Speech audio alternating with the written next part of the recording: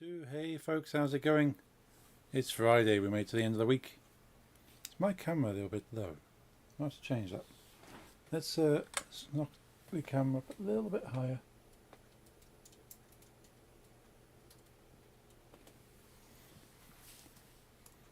Maybe too high. Maybe it's too far away, I don't know. Yeah, just try and get it back in focus. Come on, camera. There we are. Awesome. I hope everyone's had a good week.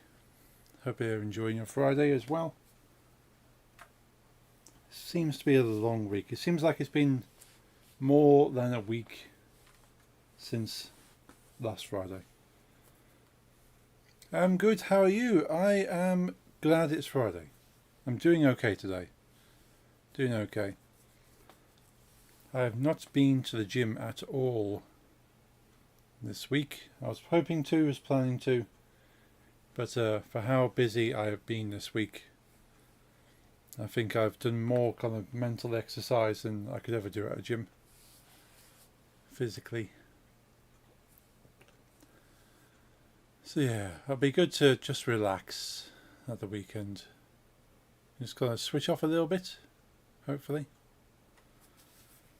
Or we can do some kind of more casual brain teasers with Unity, I suppose.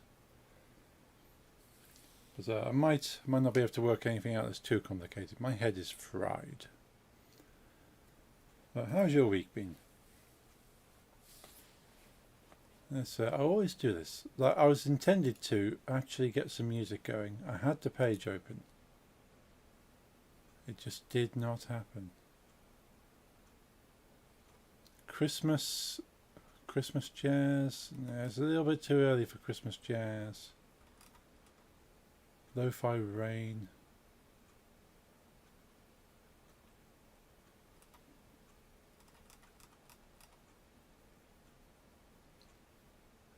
Cozy Christmas? No. Why is everyone wanting to get into Christmas that much? Like, I don't mind, like, easing yourself into Christmas, but then there's people that would rather do Christmas in October. So, yeah. What have we got? 80s. Am I feeling 80s right now?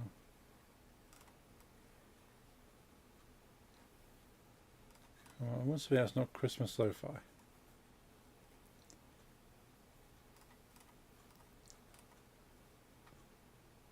Nestled above the city, lo-fi rain, peaceful ambient. Yeah, we'll go with that. Hopefully it's not too relaxing. Don't want it to be too relaxing though.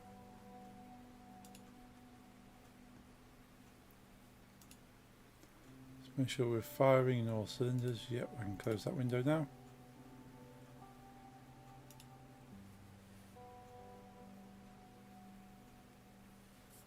Cool. YouTube is running lovely. Awesome. Let's bring up Twitch. Bring up the bot. Bring up that. Cool. We'll switch over to Unity and let's get going with something. As with last week, I have lost where I am mentally with this. I think we did start doing oh yes, yeah, we did last week. Last week we sorted out this rock thing. So I actually remove all this and then spawn in the rock as required, which is pretty cool. I like doing that. That should work across both levels. Did I end up testing it? I think I ended up testing it on level 2 as well as 1. So that's all my hard work is actually simplifying this. So to the point, everything on this left hand side is only static things. Things that are going to be there guaranteed.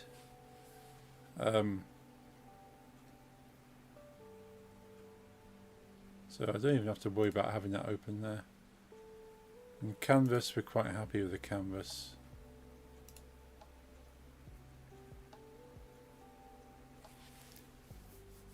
I can't remember if we had any issues towards the end of the week or what I wanted to do. But I'm happy with the game controls, happy with that. I think possibly I was possibly going to look at the projectiles menu, wasn't I? If I hadn't already.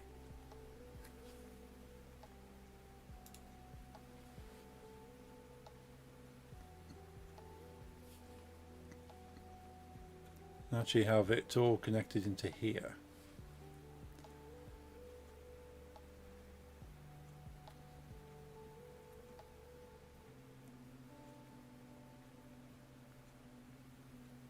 Let's have a look at level 2, because level 2 is my example of unlocking items. Yeah, save changes there.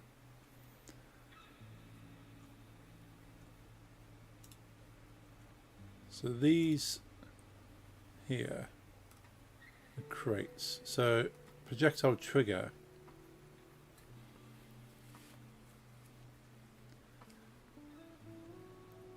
Your crate holder, projectile trigger holder. Okay, it's a crate holder.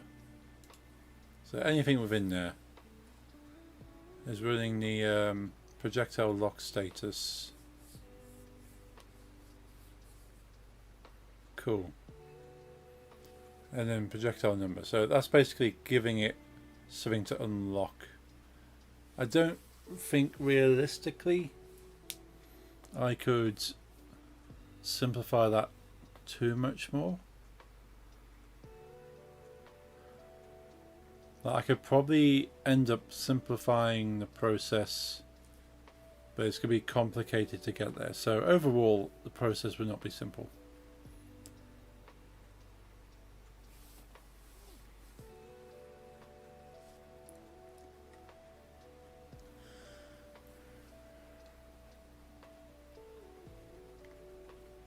Now all of these are projectile trigger script, projectile trigger holder.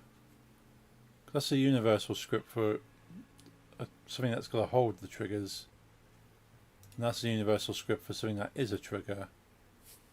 And I obviously just need to apply that as far as creating objects.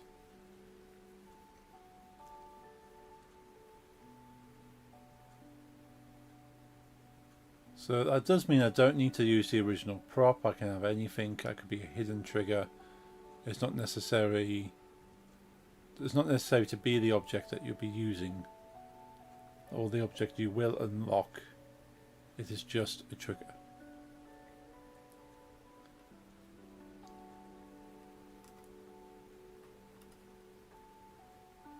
Oh yes, music's definitely making me sleepy. That's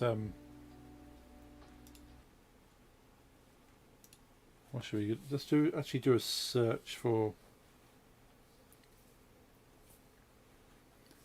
how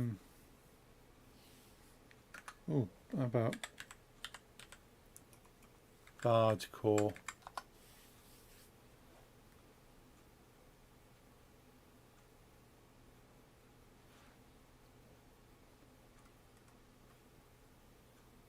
Bardcore modern medieval music.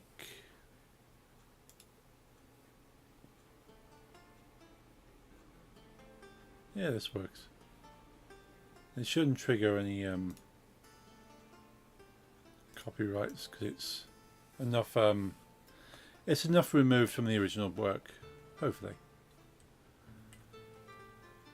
Okay, so I'm okay with the triggers, because the triggers are not a guarantee per level. They are kind of as they needed. I could make a standardized object. That is always a trigger. So you've got a barrel holder. It could be just an object I renamed as barrel holder, and crate holder renamed one to crate holder. But then the inside is going to be different each time. So it's part of the creative design of the level. So I don't think I can really do anything with that. And all that's really doing is triggering off a number. So it just picks whatever projectile is in slot number 3, it will unlock that. So that's going to be me being aware of what is in slot number 3 and setting that up. As the effort involved in automating that is not worth it. Let's just turn that down a little bit in my ear. Hopefully it's not too loud on stream for you guys. I can see my voice is peaking probably twice the volume. I might turn it down a little bit on here. So it's a little bit loud in my ear anyway.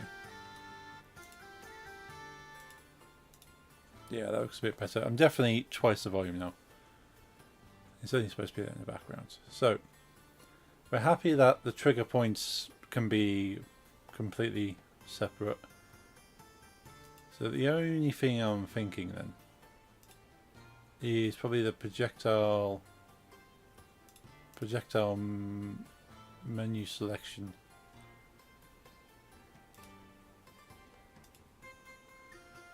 If I can tie that into the projectile objects, I can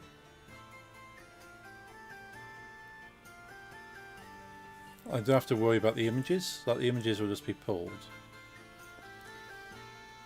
and that means I can swap out the objects as a need. I'll just have to remember about the triggers matching up, but that's just how it's going to be. I could go back later on and change that, because that's not a level by level thing. What I'm worried about is making a load of levels, making the game look cool, and then think, I need to change a fundamental way this works, and then go back and make sure every level works. That is where the problem's going to arise.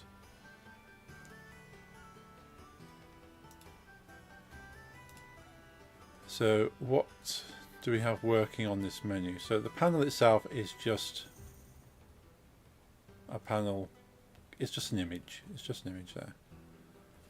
I could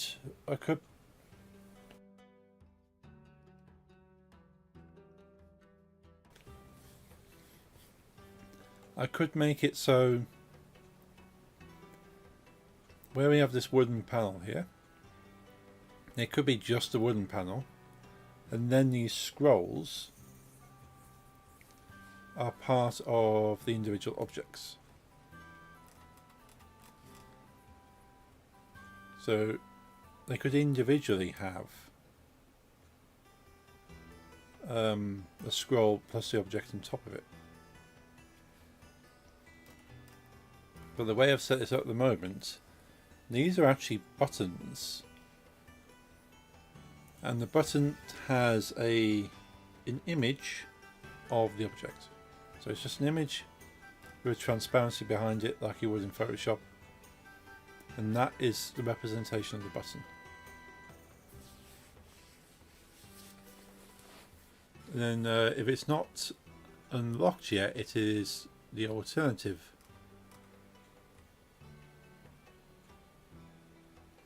So you've got locked image, unlocked image.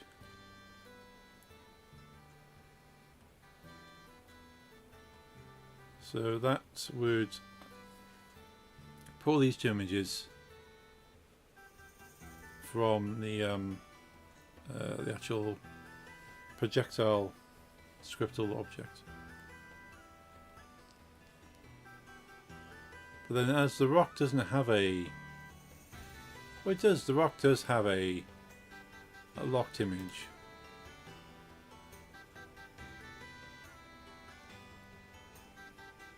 So yeah, I could pull this in here.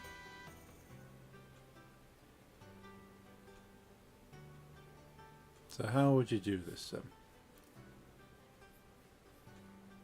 Because the script here is based on a number. So button 2 runs button 2 script. It doesn't matter what the object is. So that's quite universal.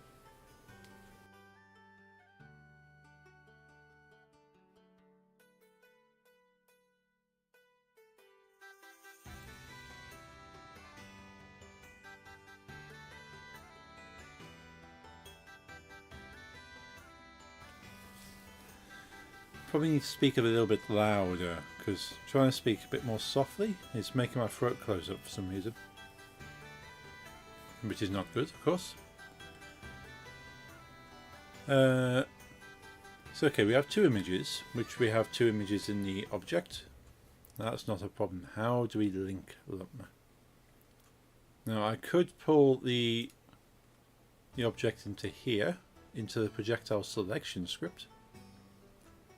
And as it references each of the buttons in the script, it could then call each of the buttons and then load them with the images. So it could call the button and then call the script from the button and then insert these images into there. So that could work. So let's have a look at projectile selection script and see if we can add the projectile scriptable object, the rock attributes as it's called here. This is where it is here. So if I add the rock attributes into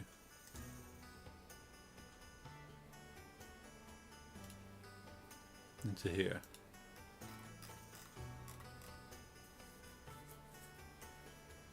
So I want to be able to potentially condense that code, but and again I could probably make this a an array as well, rather than individual. Should we have a look at making that an array?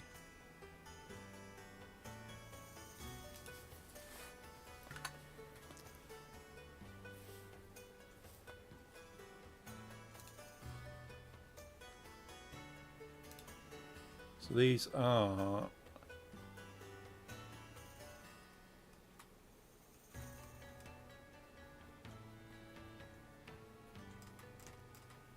these buttons?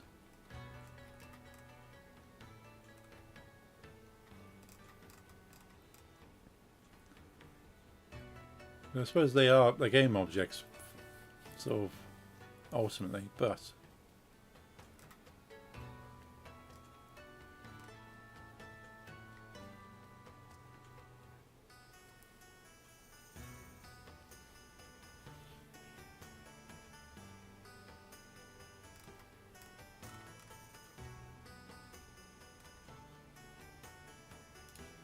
so what is this doing? Let's have a look. What is this script doing with these? It's just setting the image, isn't it? Button set image. So I could. Button is projectile button.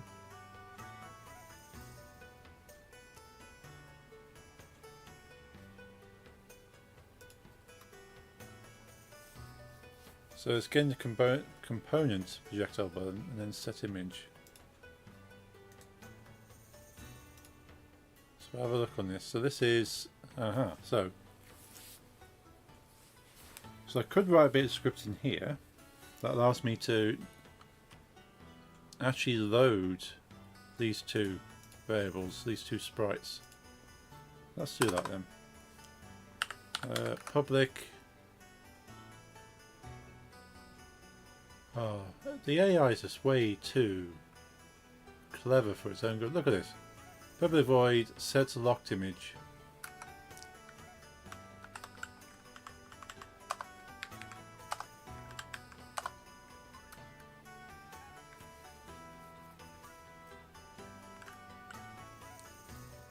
Now that one's not quite as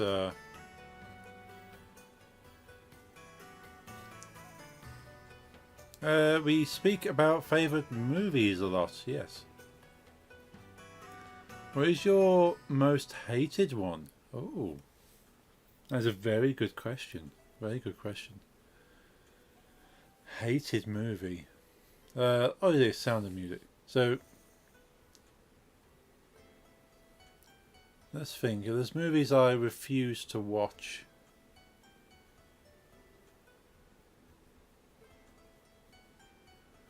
I suppose there's some movies I've been disappointed in, I suppose. But then, Sound of Music is a hate, isn't it? So, is that you despise this movie. Nothing could make you watch it.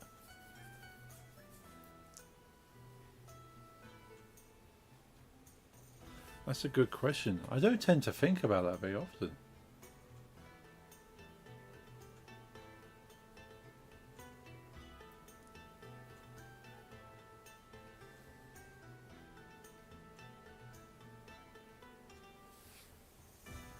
Just looking through my collection that kind of give me a...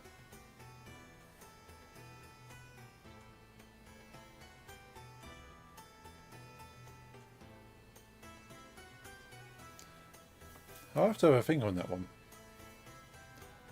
Because have I ever actually been absolutely upset with a movie?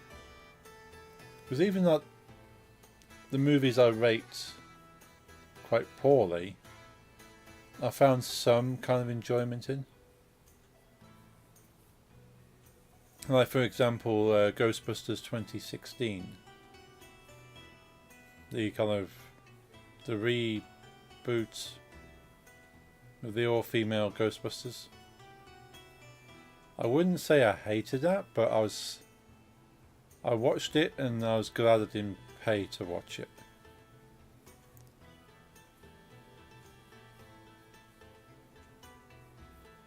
But would I watch it again? If somebody wanted me to watch it with them, I'd watch it. I wouldn't choose to watch that movie again otherwise. It wasn't bad, it was just frustrating, it made me kind of angry.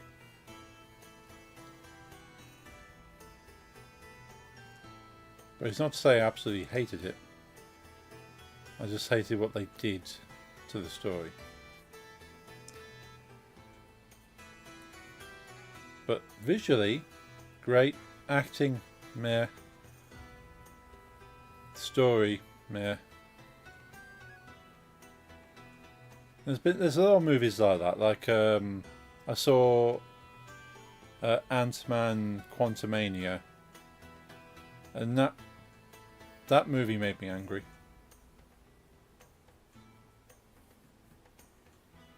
So again, that was disappointing to me. Like the writing was poor.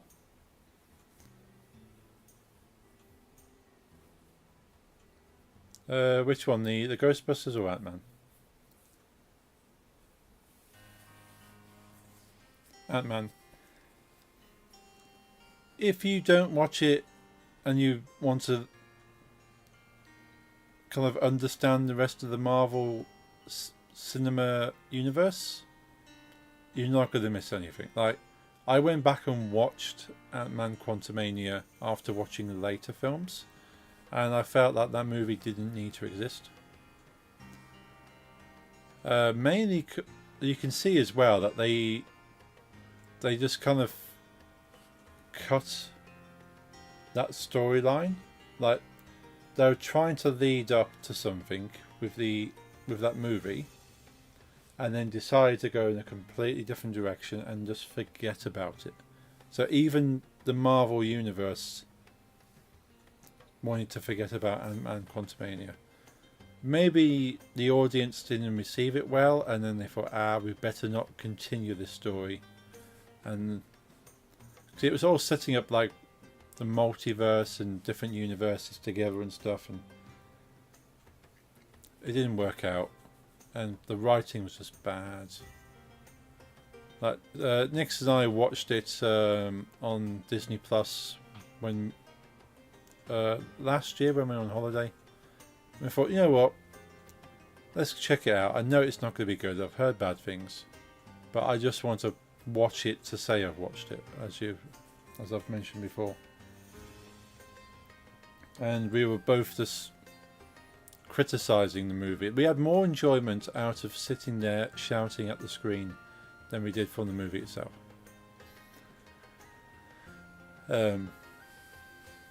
But the overall experience of shouting at the screen was quite good.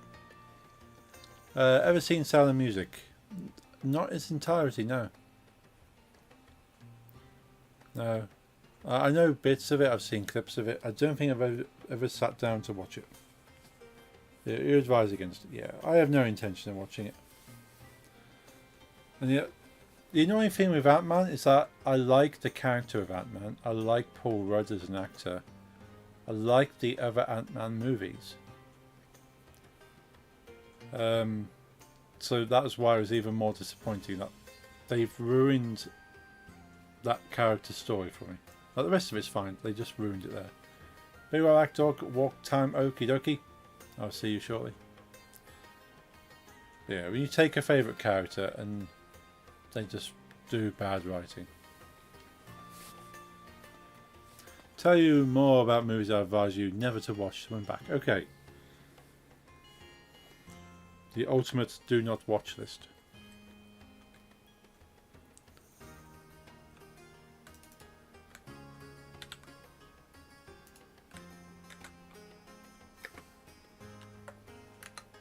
So that's what I was actually going for.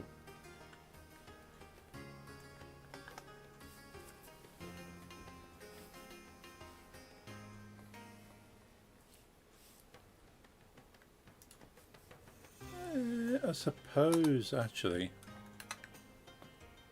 it would make sense to do that. Store the locked image.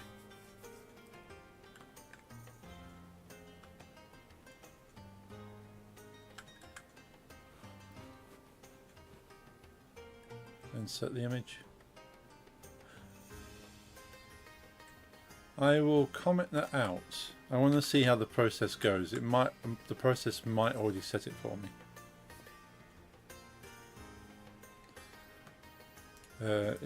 Likewise, is AI going to do it for us? Public. No, okay, AI, you can step out on this one. Set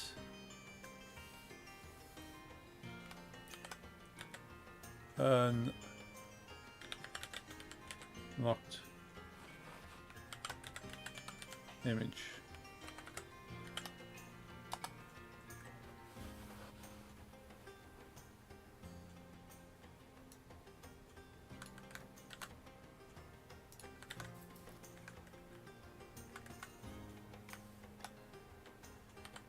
Unlocked image. I think the AI is definitely tapped out on this one, hasn't it? So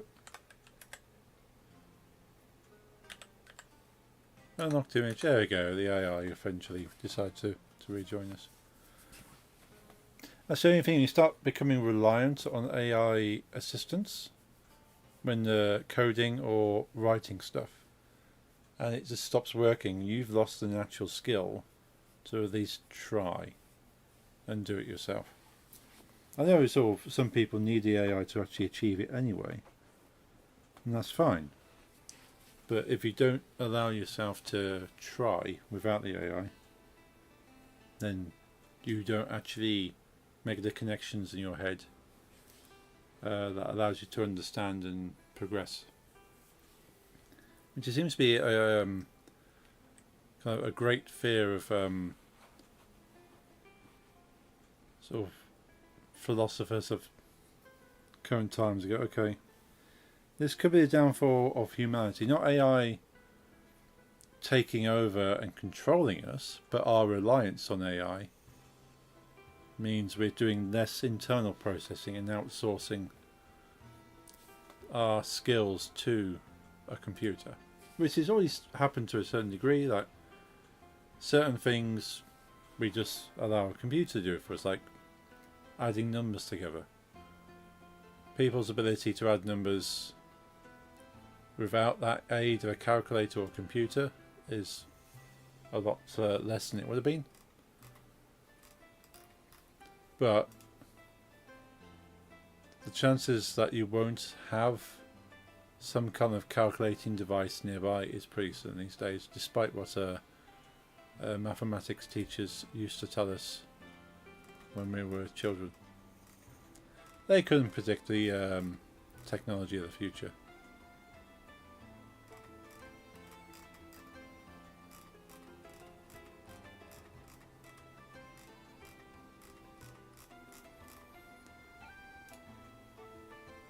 I do like a bit of bardcore.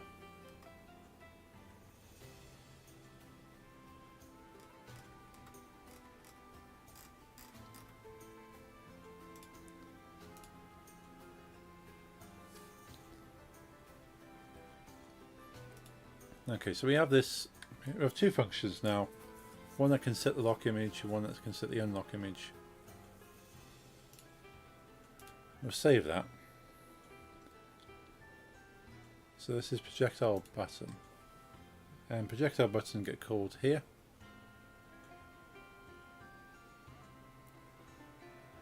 Show unlocked rocks.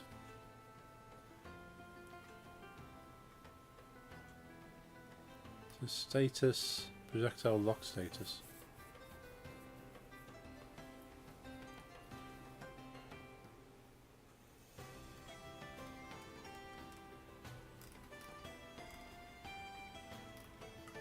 Okay, yeah, so that's the lock status. And that's saying P1 unlocked, P1 or P2 unlocked. Okay, yes.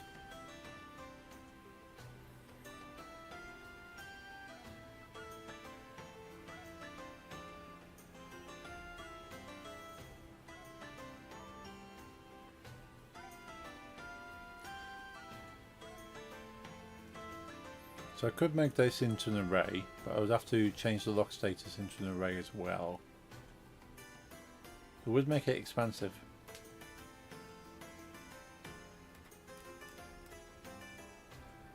But what we would like to do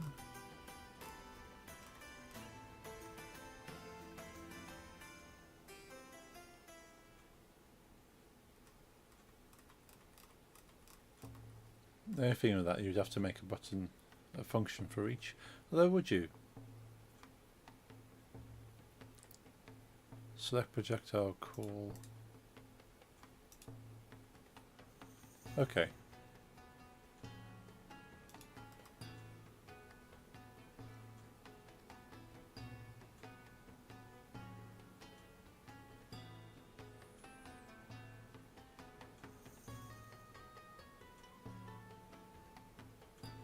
Select rock 1.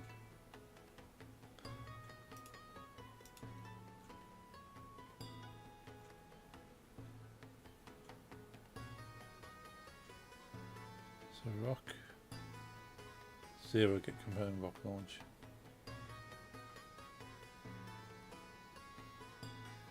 Okay, yes, the first object with the tag rock, of course. Guess the component.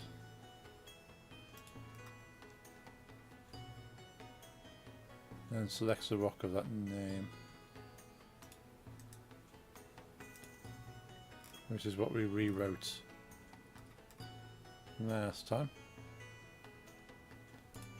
So we're happy with that. And this is fine itself.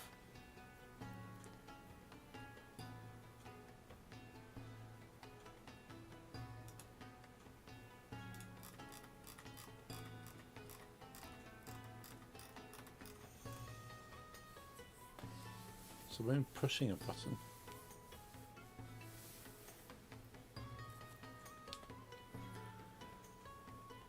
we could do with finding out if 1 just take the first in the array, 2 take the second in the array. So if we bring that in, so it's going to be public.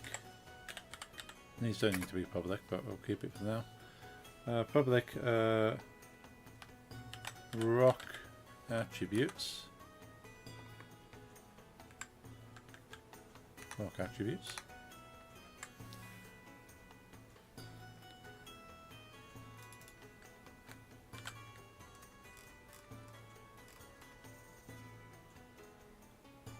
Now what we could do from here is go rock attributes dot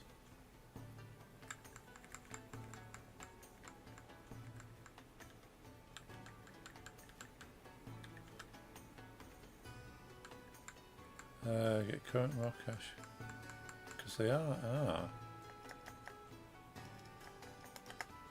So we need to make something in rock attributes that allows us to grab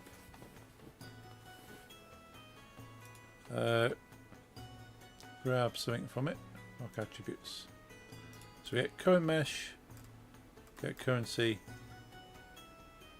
So we've got projectiles here. So we need to be able to select a projectile with a number.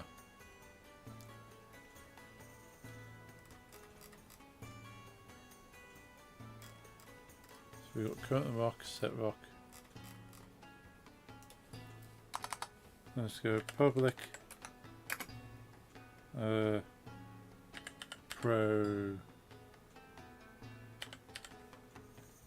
public projectile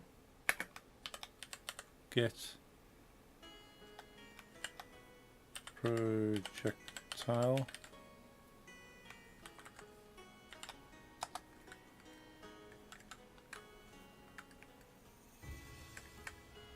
this would be int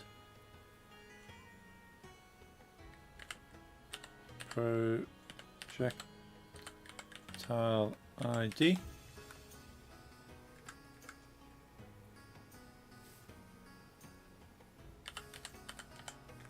Return projectile ID. Thank you, AI.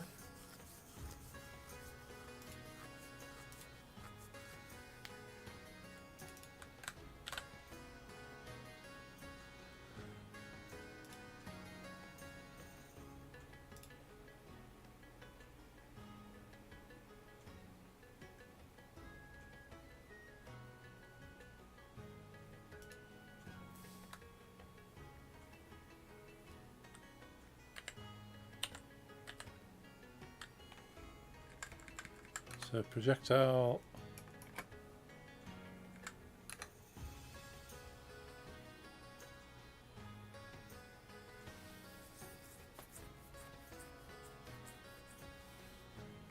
not quite AI, not quite. Rock attributes dot get projectile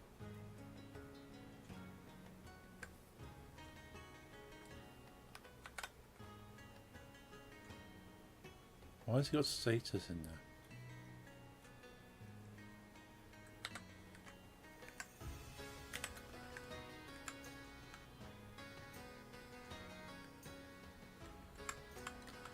And instead of rock stone in there, if we comment that out,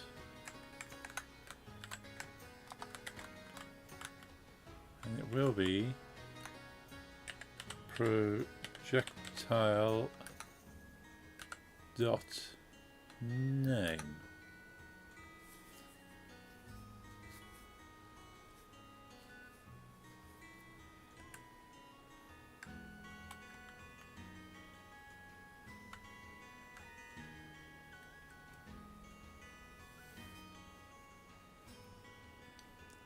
That means whatever the name is of projectile in slot 0, which is the first slot, it will just call that as a selection.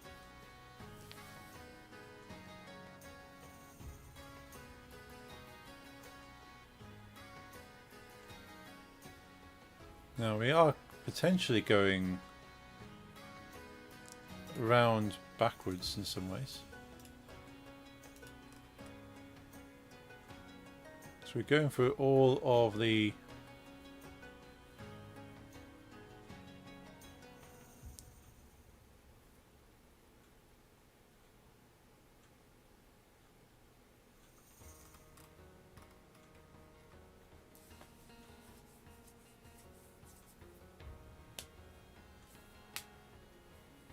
Okay, so this bit is this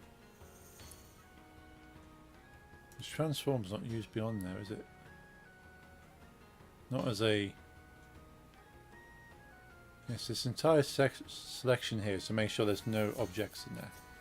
So I should it's the same with that object length, object name. Rock is used down there though. So I could separate this out. I could have a function that just says destroy rock. Let's do that. Private void destroy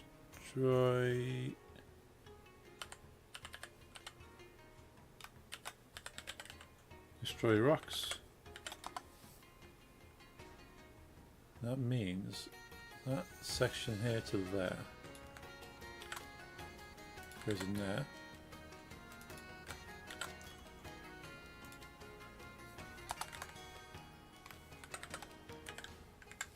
There we go. So we simplified it. So this function its only purpose is to destroy any rocks currently in the game.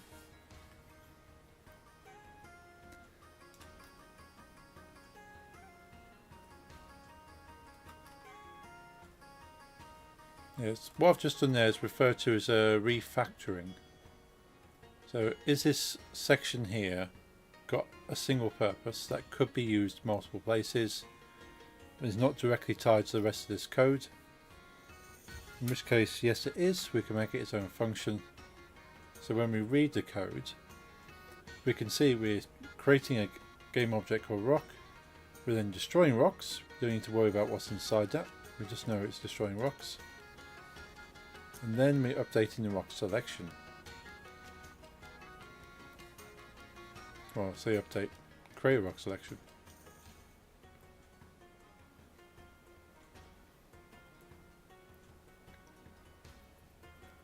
So get current mesh. Or set current rock.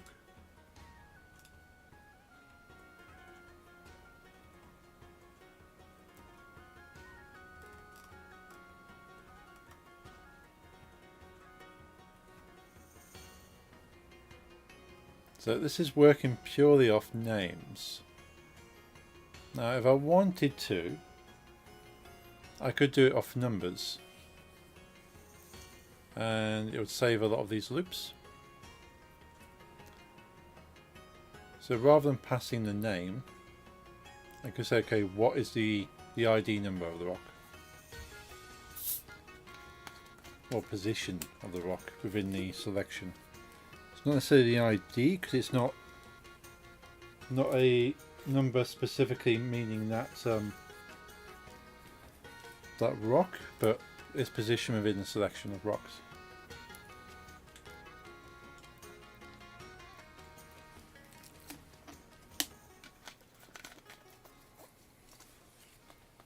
But we can get to that sort of afterwards. If we're going to do that, then we need to have everything in an array. Once it's all in an array, we can then have a look at what the better solution is. Because as it is, so this function here, it just takes the first projectile mesh as a default. And then it has to search through all of the projectiles, trying to find the one with the name that matches what is being asked for. So this has to search for them all. It doesn't take long to do, but this is still having to loop around looking for a mesh. Whereas if we had this I number, it could just be get current mesh, and whatever the I is, it goes straight to this bit. So this function here will be reduced to one line. Current mesh equals projectile number get mesh. So that would be far quicker to do it that way. very much like this return projectile.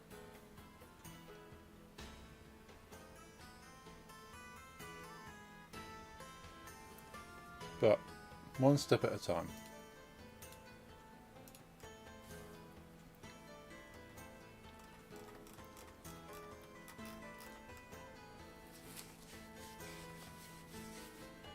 So let's try this process here.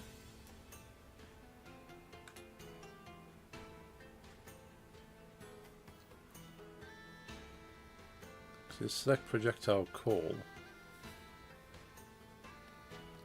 Rather than select rock by name, it'll be select rock ID number. And the ID number is be just set in here. So it'll just be like, call this with a number. Not having to look anything up. And because it's calling with a number, this P1 pressed will be just okay pressed. One function that says pressed with a number. Which I could do even with this stage, because that's a 0 there. But P1 unlocked, the status would have to be an array as well for me to work with that. So we'll do it a step at a time. We will modify the code .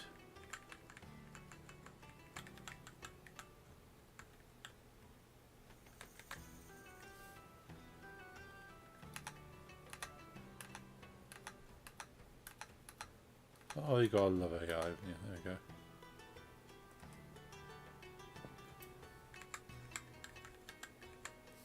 Just needs a little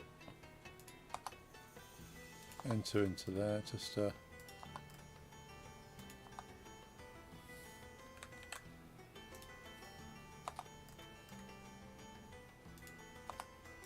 cool.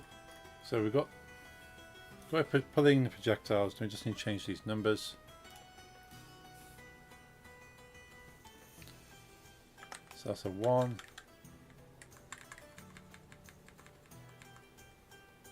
That's a 2. That's a 3. That's a 4.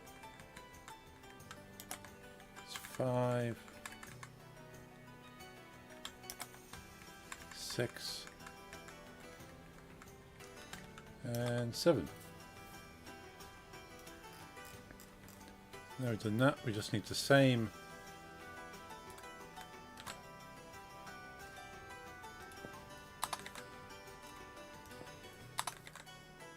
bit of script on each one. So this way you see it's effectively the same bit of code repeated. And because of this we can then condense it down .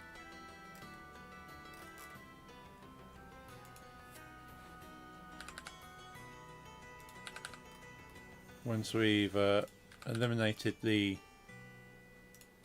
differences.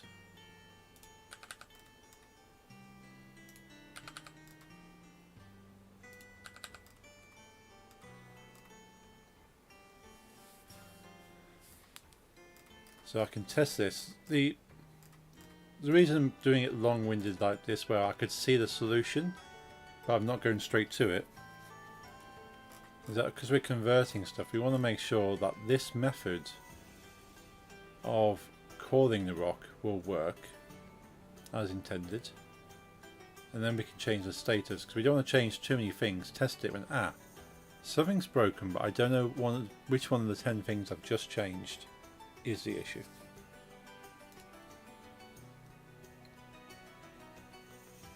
So let's hide that projectile menu.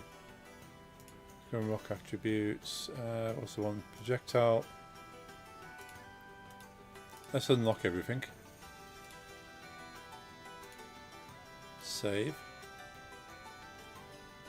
And we shall run it, see if anything breaks.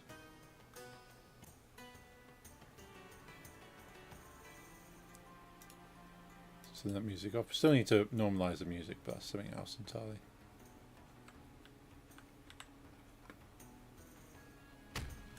Okay, so that's working there. Let's select. Oh, no reference.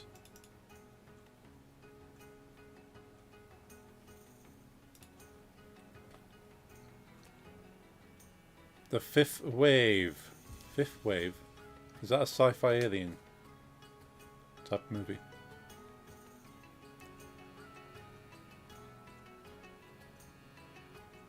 How do I reference not so? I know. That's not a. It's horrible. Oh, okay.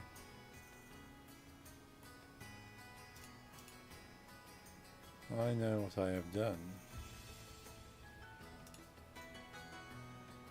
I have not put the rock attributes into there. Sci-fi movie, and a friend talked me into going to the theatre for it. Oh no. It's literally Twilight with aliens to the vampires. Oh. Boring teen romance crap. Oh dear.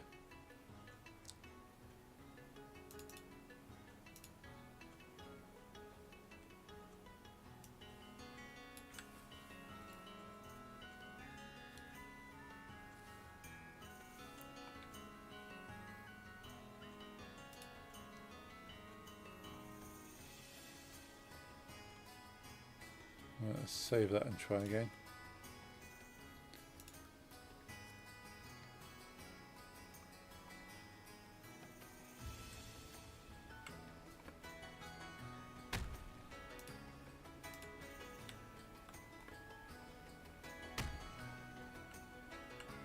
Oh, that didn't quite work, did it?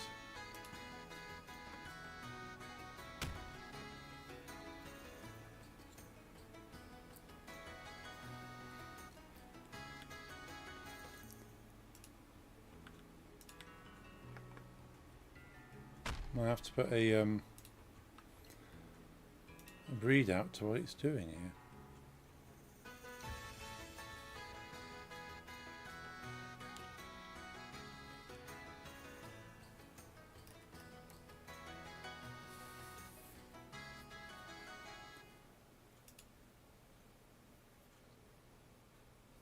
You know my Iron Maiden birthday countdown, right?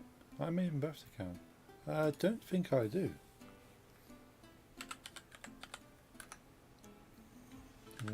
Log.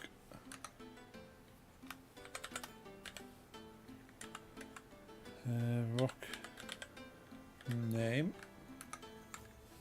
So we just have a look at what rock we're calling each time.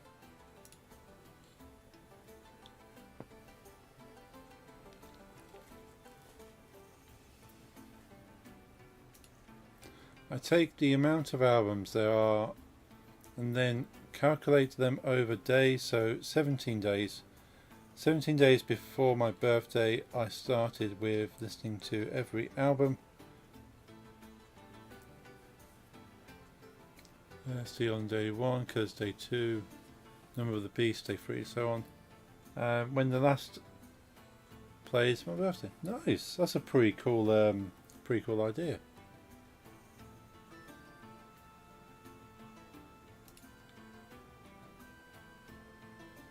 Do it every year. Oh, I like it.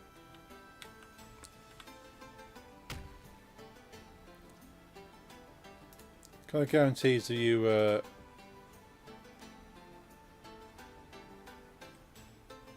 end up listening to all those albums once a year. Peace of Mind, 4th album today, tomorrow, Power Slave. Nice. Okay, that's not pulling a name.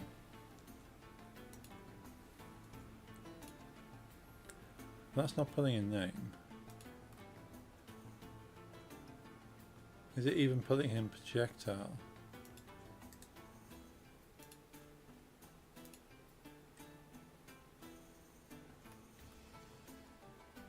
So projectile is these projectiles.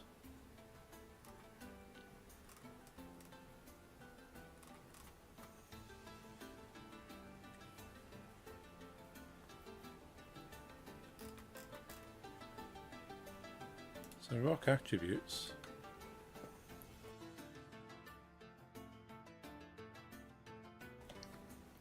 Rock attributes.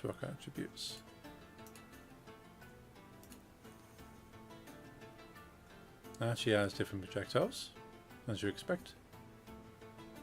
I should pull the projectile. Have I not set the names yet? Is that what the issue is?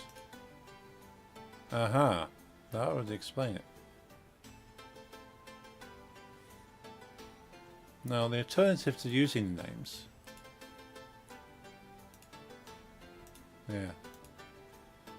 would be to just take the name of the mesh.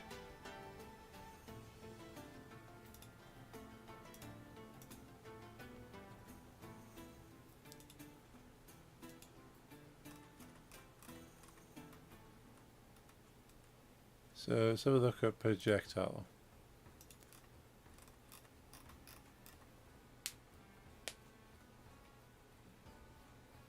Get mesh, get broken mesh, get sound effects. Let's do a get name here. Public string get name.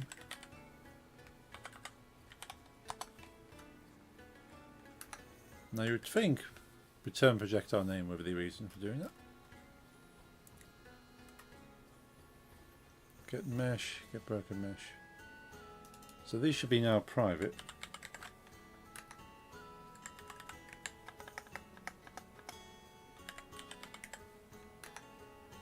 But with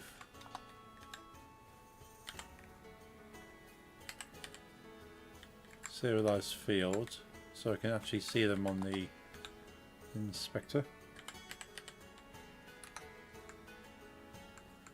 Save audio clip.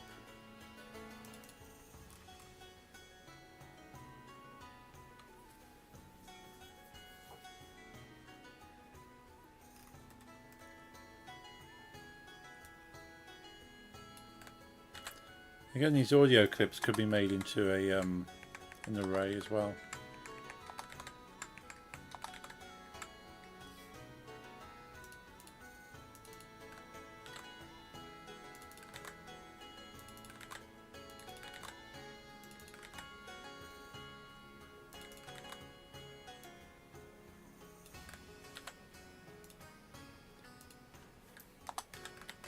So when you have to put serialized field in front of every single private one, it does make you feel like just making it public because it's just easier. It's one word.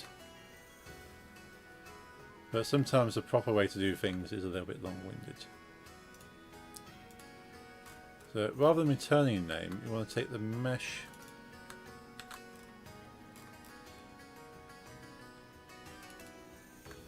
and go dot name.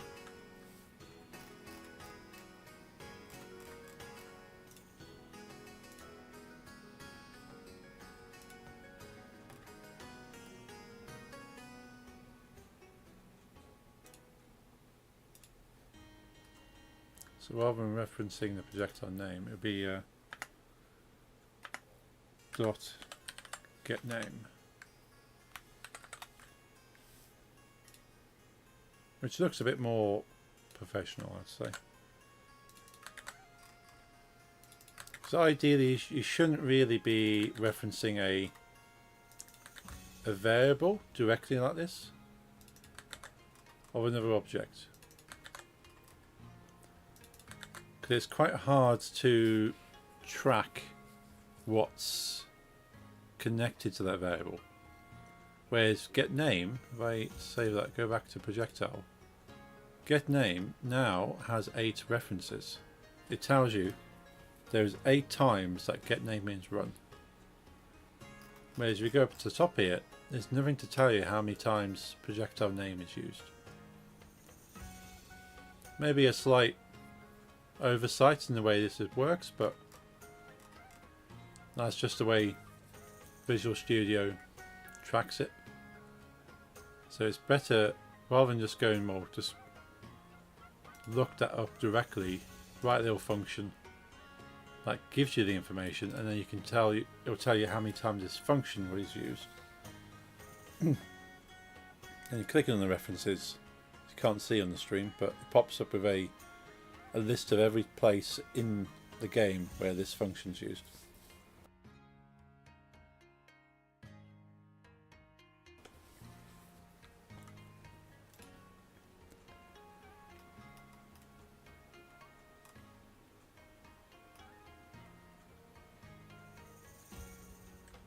It'd be very easy to turn that into an array as well.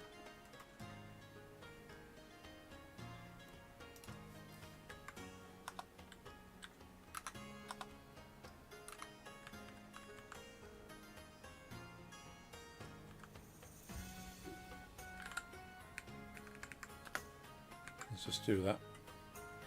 So I have an array of sound effects in there.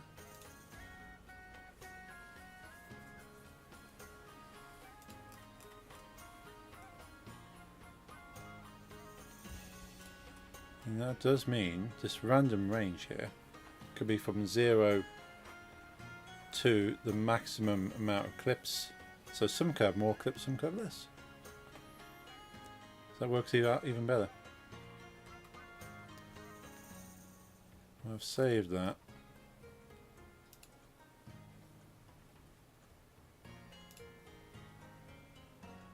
There we go. We've got sound effect as a list now.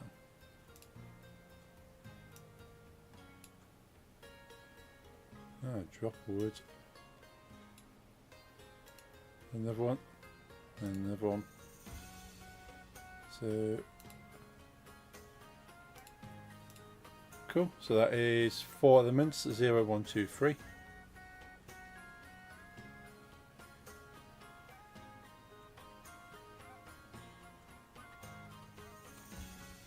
Let's go back to projectiles, not projectiles, scriptable objects.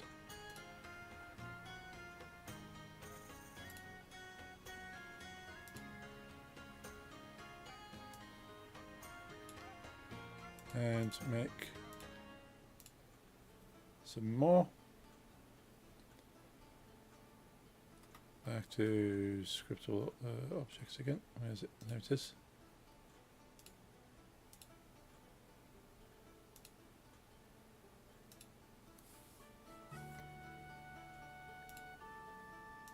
Drop wood.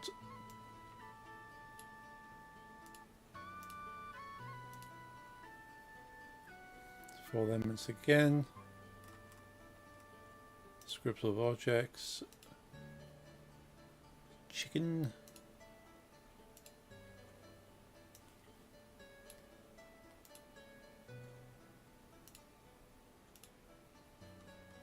Back to scriptable objects. Now, hey Sam, what does serialized field do? So serialized field. So, hope you're doing well, Sam. Good to see you. You see how these fields are available on the right hand side here. So when I select an object down here, you can see all the fields. And these fields are variables in the code. So I go up to here. So these fields here. Now, if these are public variables, that means everything can see them. So that means that it could be seen here, it can be seen here, it can be seen anywhere. It is just available and visible to everybody. But if you make it private, only the code within this script file can see it. Which is good if you want to make sure that only functions written here can use these. Which is great because it means you can guarantee that only this code will use it. However, because it's private, it will no longer show up here. To make it, putting serialized field above it or just before it, because you can put it on the same line. You can have serialized field, private string. Serialized field basically guarantees. There we go. Oh, it doesn't show on the stream. So the description is force Unity to serialize a private field. And serializing it means show it here for me to see. So I basically get to peek at a private field that otherwise wouldn't be seen. So it basically makes it public for me, but not public for the game, if that makes sense. Hey Lisa, how's it going? Good to see you. I sell emotes, you sell the best emotes. You good? Glad to hear. So it's a little bit like a header. A little bit. You can put headers in here, so you can put like so I can put it here, can I? So if I go header, I'm not done headers. Can't remember how you do headers, but yeah, you can put a header in here. Use property attribute to add a header above some fields in the inspector. If I went header sound effects, is that how that works? Can't remember. Header name. Ah, okay, cool. Thank you, Sam. See, you have a bit more knowledge on some of these. So I go like sound effects. So yeah, it's kind of like serialized field is not something that is seen, but has an effect on how this works up here. So if I just save that, there we go. So yeah, I've now got a subheading here of sound effects. But you don't see serialized field, but what it does do is show it on here for you. It's generally recommended to make these fields private if you don't need them to be accessible directly. So you get things like get mesh will return the mesh without having to reference it directly. And you can have a set mesh if you want to actually set it, but avoid writing directly to that. They refer to them as getter setters. And you can sometimes write getter setter up here as well, I think, but it's been a while since I've done that. Let's go back to what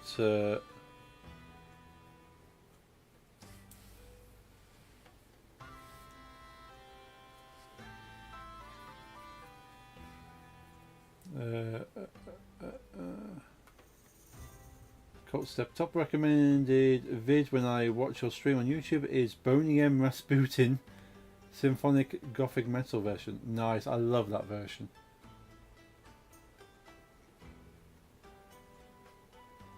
Cool Xenomorph figure, you do. Still bringing scandal. Awesome.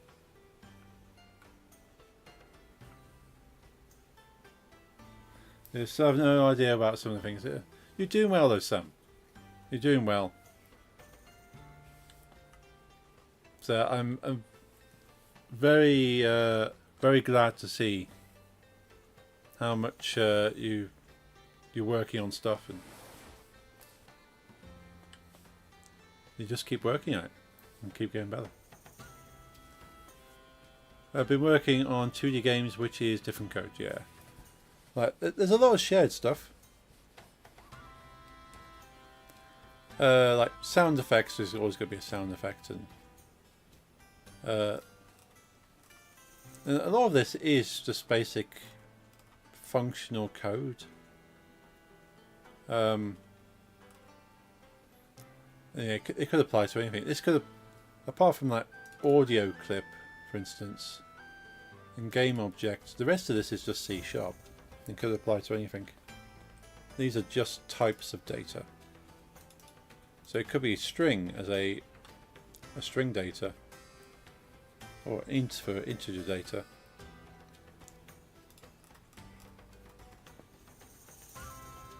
So,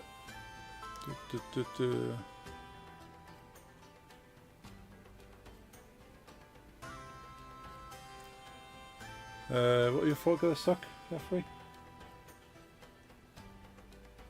Still bringing Oh, binging, sorry, not bringing. Still binging Scandal. You thought that was going to suck? Finished the second platformer. Well, it's not really a full game. Just one scene with 5 coins to collect and an objective. That's still effectively a game. Yes, it's more of a demo, but you still made a very straightforward game. You collect 5 coins, the game's won. So by definition, you only need a starting point, an objective, and a win state for it to be a game. It might not be a fun game, because I finished it by collecting 5 coins. But that's the principle. You go, well, rather than 5 coins, maybe I can double the length of the platformer. Maybe make more platforms, make more coins.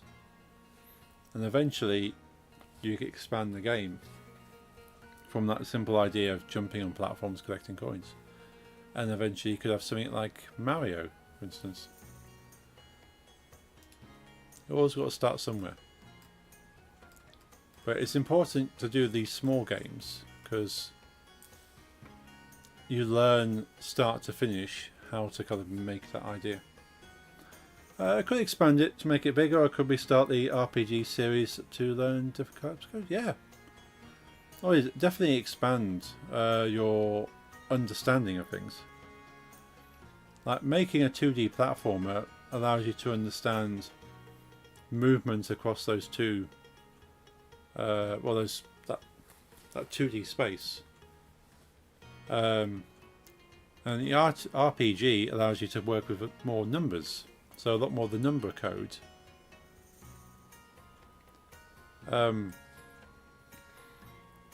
Yeah, so RPGs are very good for learning mathematics in coding, because there's a lot of numbers involved, and sort of items and storing of data, and that really gets you into learning the code itself. Like, you take some of the really old first generation RPGs, the graphics weren't amazing, but the gameplay was great because of the amount of codes working behind it. 2D platformer is really easy to make compared to the RPG. Yeah, the principle of a platformer. That's why so many platformers used to exist back in the 80s, early 90s, because there's not a lot to the principle of the code. It's like move object left and right, jumping moves object up and down based on gravity, and they just have to hit into a solid object. It's not to say that's 100% easy, because you still need to learn to do that, but it's going to be easier in a lot of games. And things like 3D platformers basically just add an extra dimension to that. But there's other things to think about with 3D platformers. You have a camera. You have to work out where the camera's pointing, how to control the camera.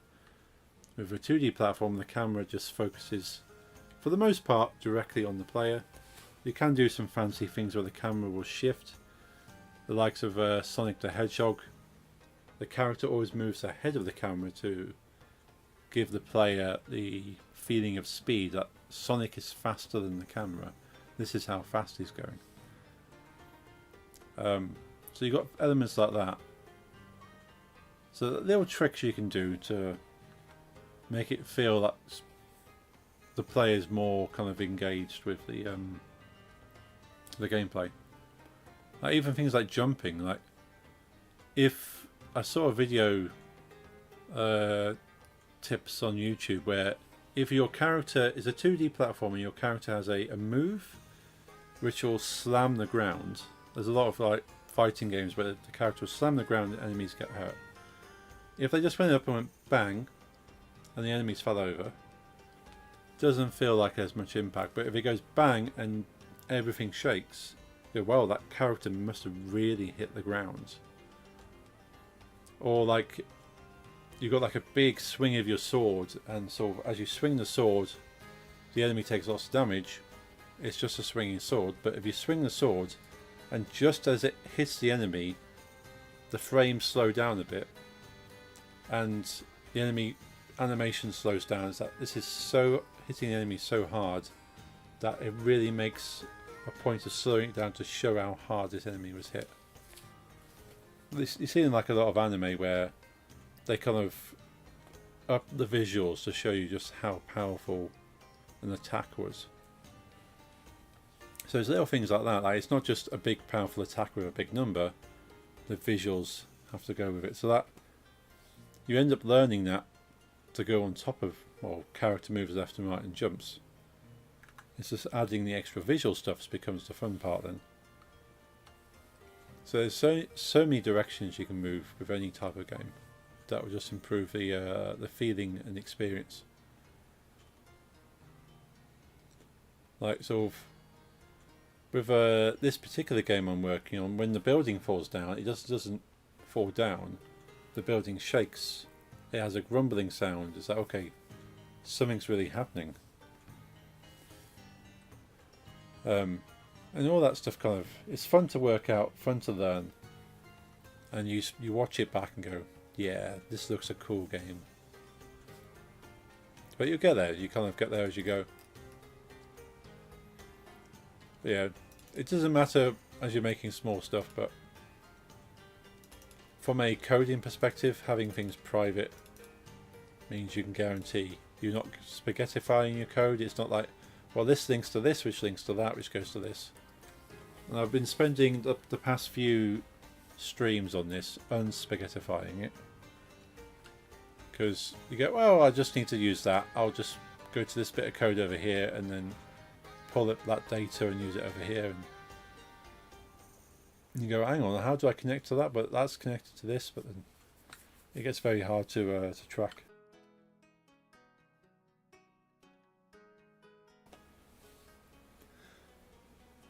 I was thinking of making some sort of farming game eventually where you have a more basic understanding, like Stardew. Nice.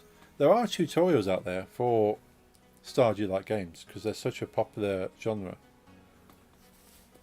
But once you've got the like a 2D top-down RPG, think like the likes of Final Fantasy 1, 2, 3, 4, and like the early Pokemon game and Legend of Zelda and stuff like that. That's effectively what Stardew is. Stardew is an RPG with farming elements. So it still has stats, it still has attack, doesn't have defense, it's not that much in depth. But you have an attack power, you have a health bar. It's just that you can walk up to a plot of land, you can till it, you can fertilize it, you can plant crop, you can water it. You just keep applying a status to a grid.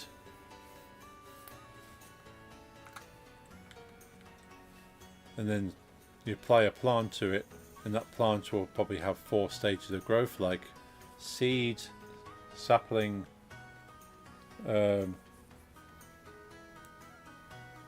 of small plant, fully grown plants kind of thing. So you just have 4 different graphics for it, and the status goes from like 0 to 3 or 1 to 4.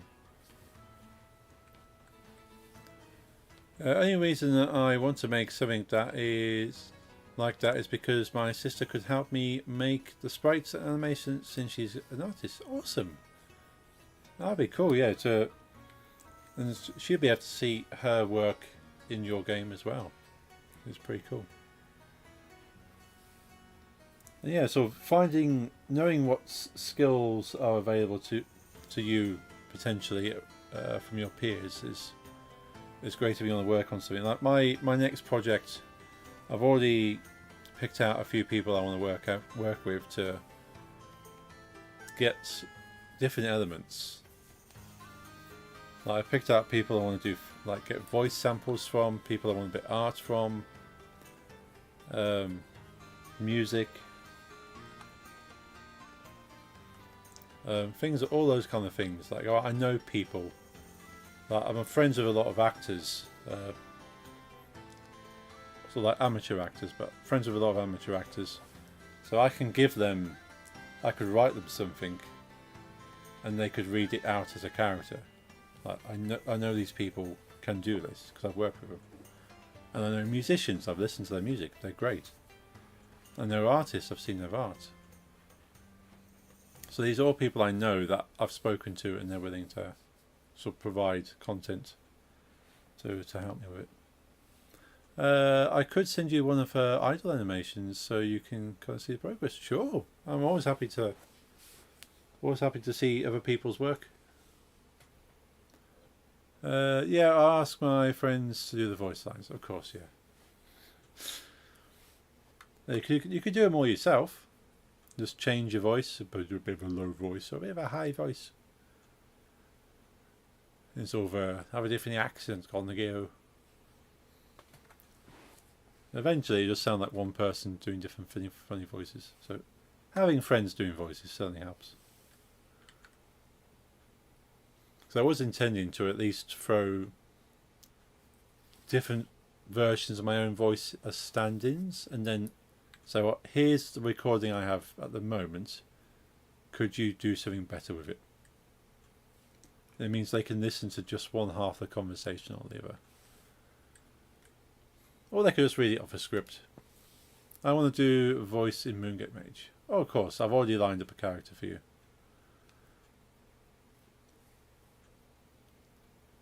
Black character preferably, if you really want to. I did think of a Dutch painter character. Live gangster rap. I was thinking, if might be interesting to have a Dutch style painter artist.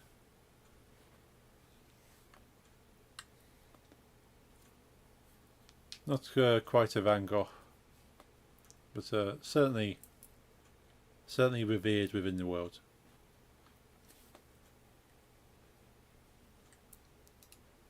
We've run out of music. We have.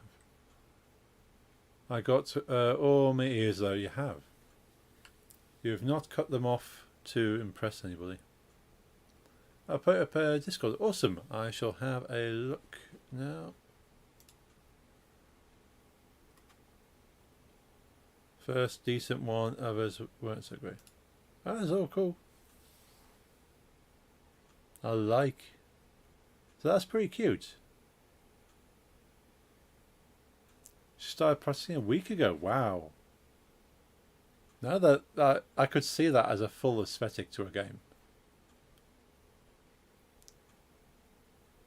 That's really cool.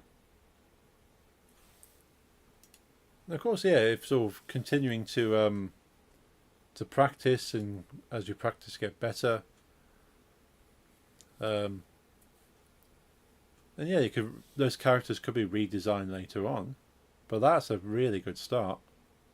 And that, as I say, they're good enough to make a game with, and you could publish a game with those characters. And they're very cute.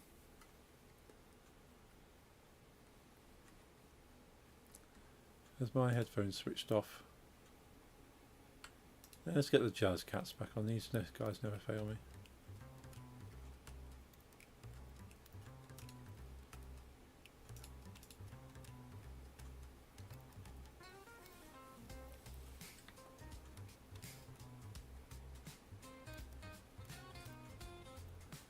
Hey, Nova Dantis. Hope I said that right. How's it going? Good evening.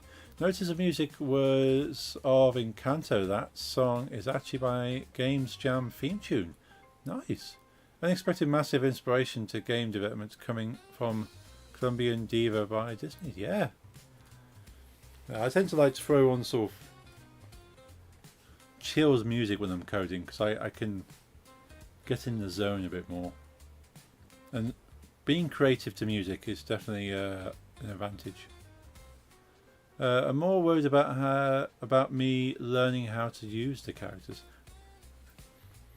Yeah, they're sort of.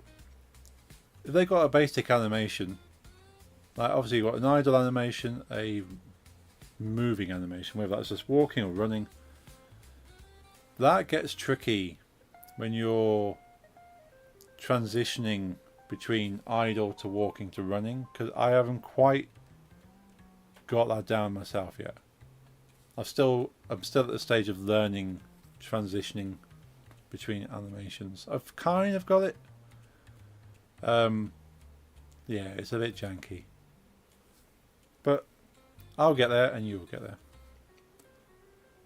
So, Nova Dantis, what kind of games you've been working on? Yeah, it's a bit tricky with the animator. It is. Yeah, the animator's not as intuitive as it looks. It should be like. If that's not really anything. Yeah, the animator feels like it should be more intuitive than it actually is. It looks like it should be. Oh, I just click and it's doing a thing. I'm certainly missing part of that. I need to watch some more tutorials on using the animator and just make a few random animations happen.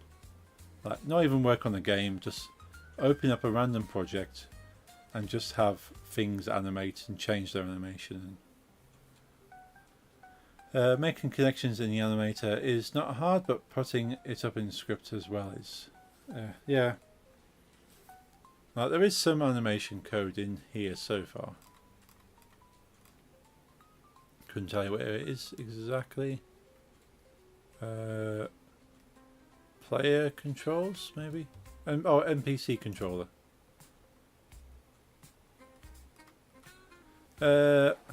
Managed to spend most of the last few months working on my Back to the Future time travel simulator. But Unity Hub project list is absurdly long. Hey Trev Fusion, hello, how are you? How's it going? I love Back to the Future. But yeah, I've got a few projects in my Unity Hub. A couple of them are tests, as I've mentioned, like open up a project and then mess around with a thing and then move on to another thing to mess around, rather than kind of getting confused. Just tiny little projects that's just me working something out and then moving on. Hey Carl, how's it going? Oh, you said that. Carl Blood.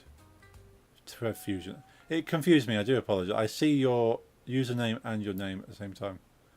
But it's going great. It's good to hear that.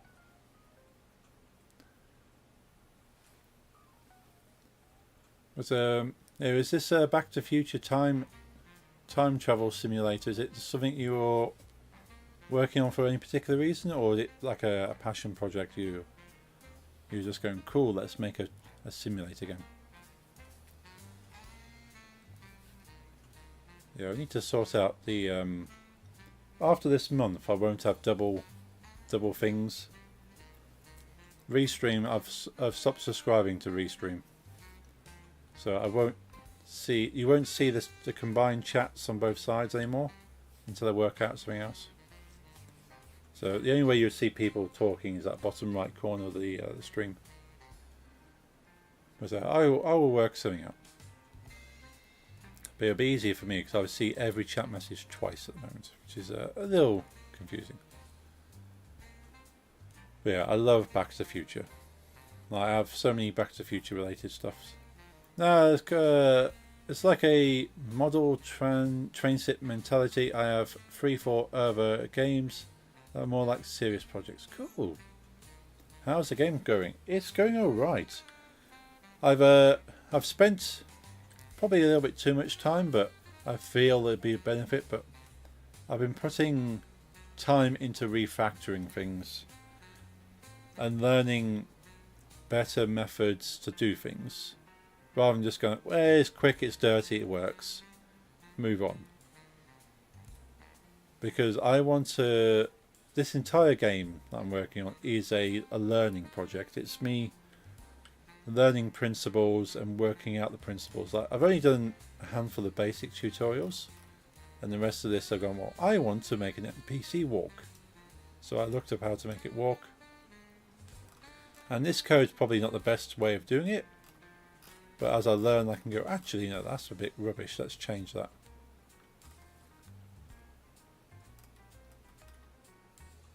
Exactly what I'm doing now for my game. Cool.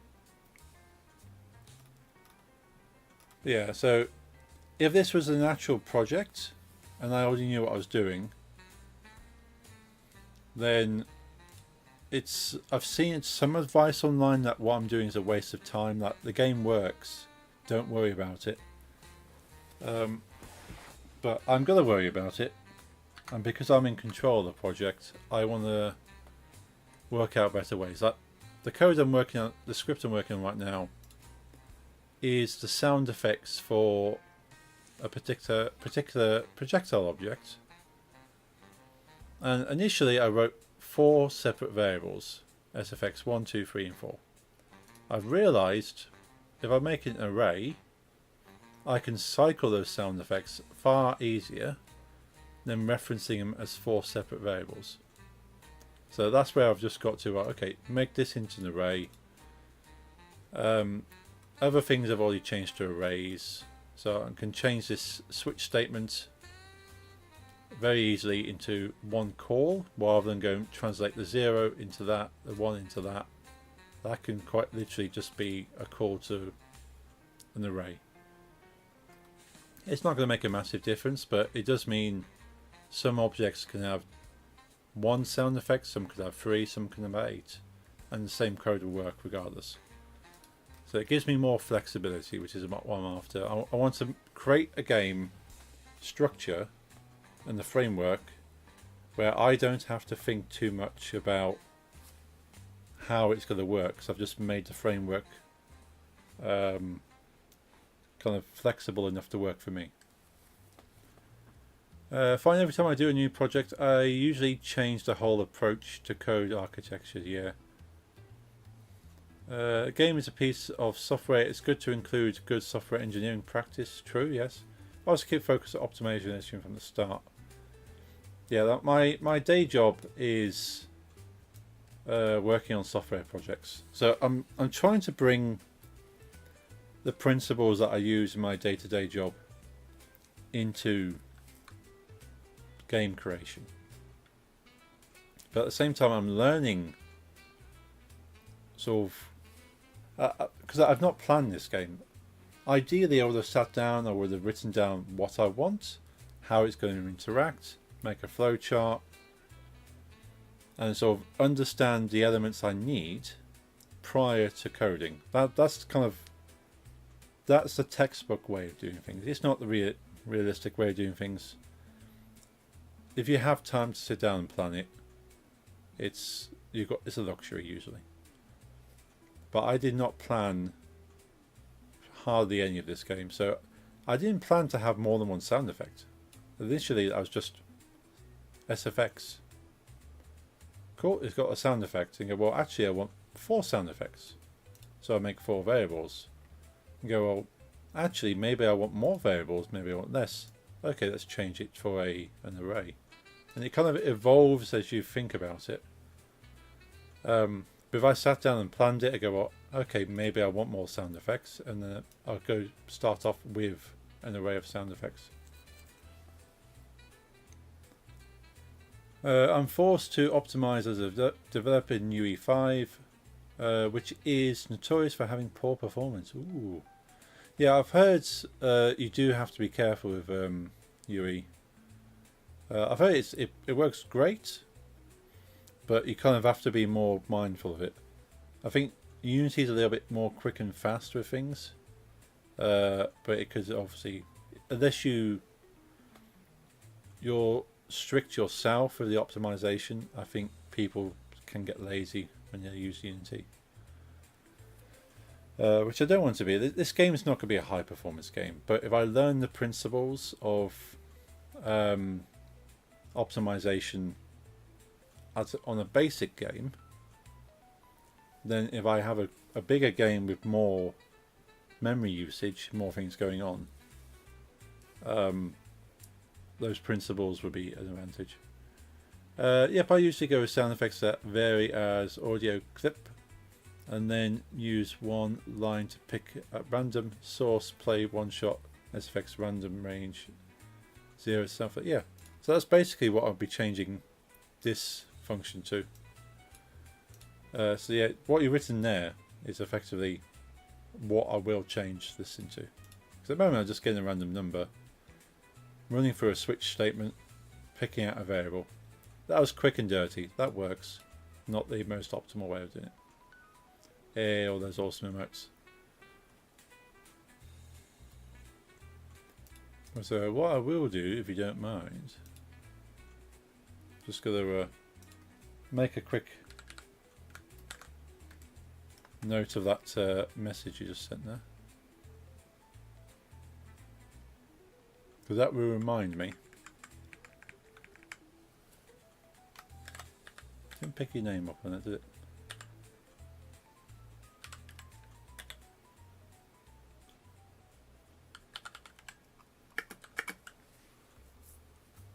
Cool. So just going to put that note in there if you don't mind. Because yeah, that will I'll pick up that. Awesome. Because yeah, I will be changing this. I need to put the foundational work into that, because that's what I was doing on the. Let's save that. That's what I was doing here. At the moment, a lot of these arrays are empty. Just wait for it to recompile. Come on, thank you. So the crates. A lot of them have basically one of two. Oh, need to expand. One of two sound effects at the moment, but yeah. So I'm going to give them 4 sound effects, but once I've rewritten the code, it doesn't matter how many sound effects, because as you pointed out, it's going to be sound effect length, and it doesn't matter. I would like to probably have about at least 3 sound effects per object, 4 ideally, but it could be many. I don't know, and that's the point of making it more flexible, is that I have that option.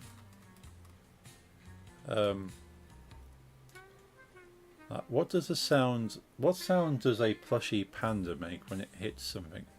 Not to be much of a sound at all. But I need to have some kind of audio feedback that a plush panda has been launched. Poof. Yeah, it probably needs to be a. Yeah, the sound of a cushion, probably. If I get a cushion and wax it. Squeaky dog toy, yes. Squeaky dog toy work. Maybe if I combine the sounds of a cushion whack with a squeak in Audacity. And it's got the sound of the fabric plus the inside of it going eh. I can play around with that. I like it. Squeak it, squeak.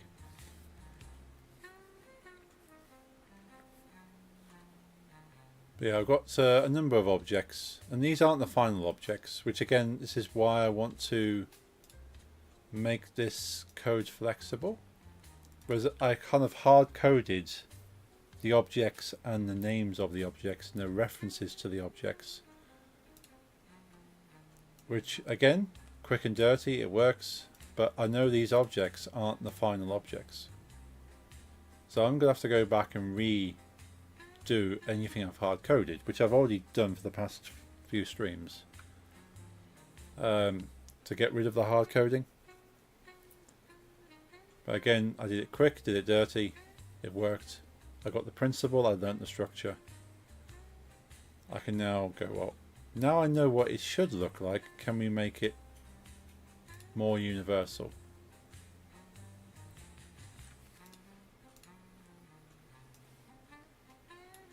So yeah, so that should be all of the projectile. So they've all got the arrays filled right now. Cool. Because I know they are, the data's there, I can now remove these individual sound effects from there, and I can change this actually to be the code that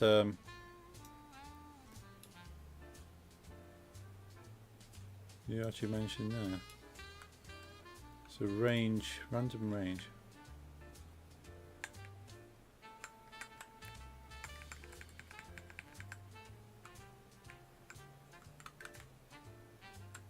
Just saw the Christmas lights, very pretty, yes. Yeah, they always seem to do a good job. Yeah, make sure I got the right ones there. Always seems to be a good job. They used to have like these really colourful, cartoony looking lights, but they were there when I was a kid. But they've replaced them with the more kind of that tasteful, kind of modern lighting, which is pretty cool.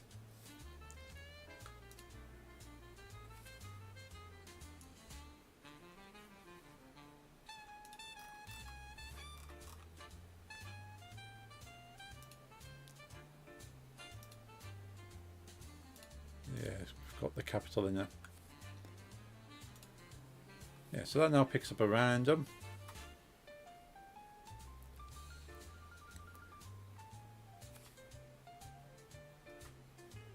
And of course, because it random returns a float. Return a float? That's an int. Why am I got it as a float?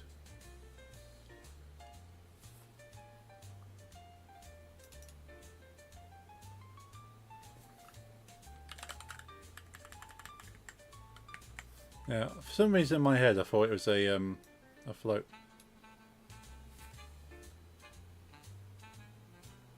I don't actually need that at all. So, modifying the code as it is, you would do something like that. And that will kind of work, providing there were 4s. Now I can change this just a straight return. Just went and counted how many projects were in my Unity Hub for the hell of it. 37. I have a problem. To be fair, about 30% are import tests. Oh yeah. Yeah, if you consider they are test projects. As if you've got actual projects that you've started and then just kind of yeah, I'll come back to that. Fortunately for me, the only real projects is this one I'm working on, and I was playing around making a level for my next project. Like kind of, I got some very basic, what would you call it? Placeholders, I suppose. Placeholders for buildings, and just kind of place them around and go, okay. Using as a very basic level editor, go where would I want a building, where do I want a river, and just effectively drawing, using Unity as a drawing space. That's about it really. Other than that, it's kind of function testing and tutorial projects. Yeah, that's still about 20 plus that actual project. Ooh, yeah, that maybe a slight problem there. I'm not one to judge. That's at work I've got probably about six projects in my Visual Studio that aren't actually projects. Well, a lot of the stuff I do for my job isn't required of me to do. I just do it. And then sometimes it returns into something I need to do. Because a lot of it is me, well, I need to test if I can do this. I'll just start a brand new project, do it, and then I can move it into an actual production project. One of them is yours, actually, yeah. One of my projects in my Unity Hub is your project that I kind of worked alongside with.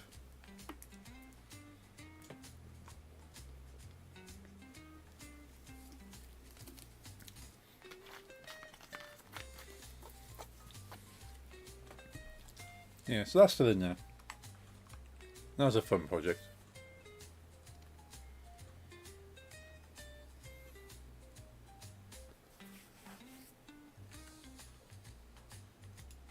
So we can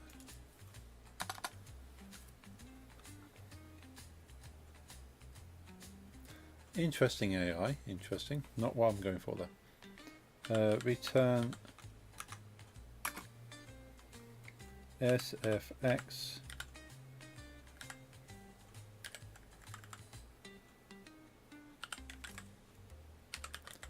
random, and we'll just comment that out.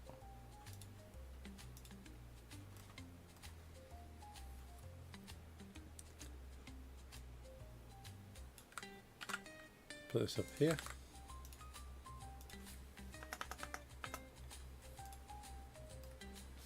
And as you said in your comment here, sort of effectively, you just I can replace random with random in there, because I'm not playing it directly. I'm pulling it into something else. This will return an audio clip. I suppose by having this as a separate variable at the moment, I can do tests on this number prior to it being used. So I'll leave it like this for the moment, and then I can refactor that into one line of just return sfx random.range. But you can see already that you can turn it into one line rather than all of that. And because of that as well, I can now, I will comment these out, keep them in there for the moment. Anything goes wrong, I can reference back to it. But if we take away all the commented text out, this bit of code is pretty small. It's literally getting the variables at this point. Get the mesh, get the broken mesh, get a random sound effect, get the name. And even then, the actual name I'm not actually using here. So I could probably lose that as well. There we go. So it's just basically two game object fields, one audio clip array.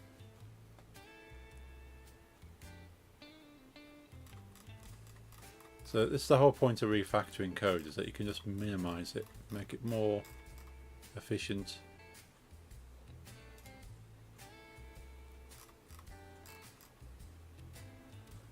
Now let's give that a test before we go any further.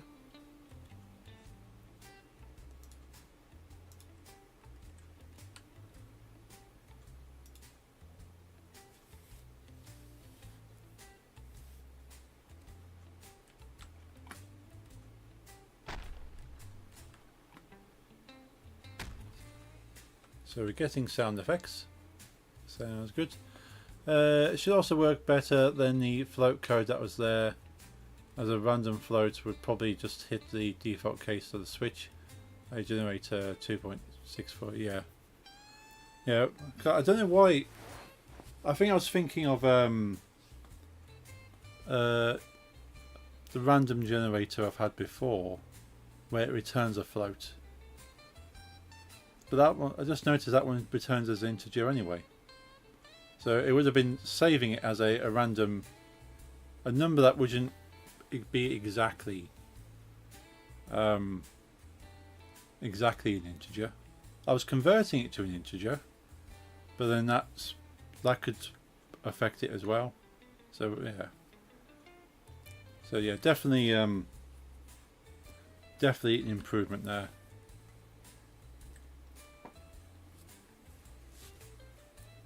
What are we doing for time?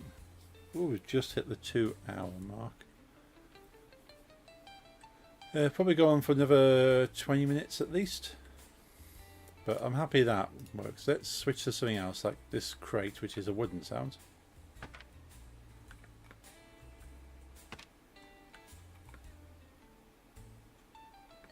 The only thing is the sound is only triggered when it hits a wall, because if it hits anything else, it doesn't make a sound. So I need to work on that as well, because the sound isn't coming from the object, it's coming from the surface.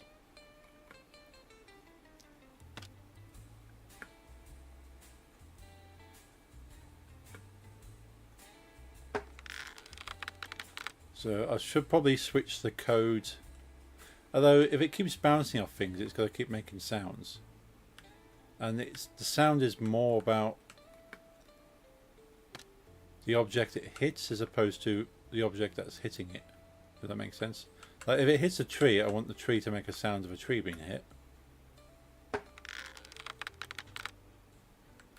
And if it hits a stone, I want it to make the sound of the stone being hit.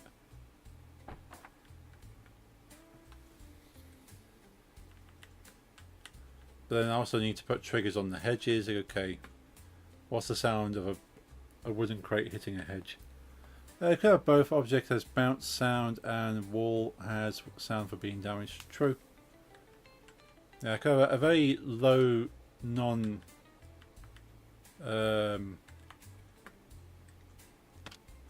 kind of non-distracting bounce sounds. So no matter what it hits, it'll make a very low bounce sound. But it's an audio feedback to tell the player you've hit the building. But hitting the trees is just a fun thing to do.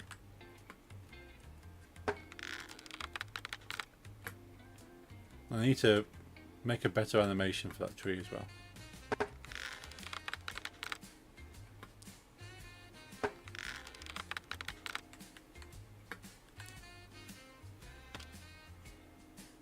But I do like, completely unintentional, I just put this fountain there because I found it in my assets. So it'd be cool to put the old fountain there, but I realised you can use it to ricochet off.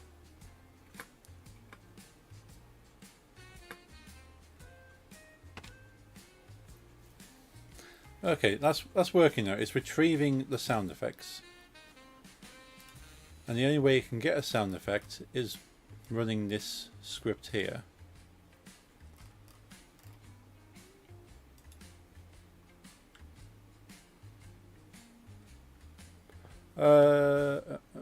I make bounce sound for objects on its collision call, and if you get the relative velocity of the collision, you can have a threshold so it doesn't sound spam. Oh, the sound doesn't spam like the threshold. Interesting. Okay. Yeah, I'll have to have a look on the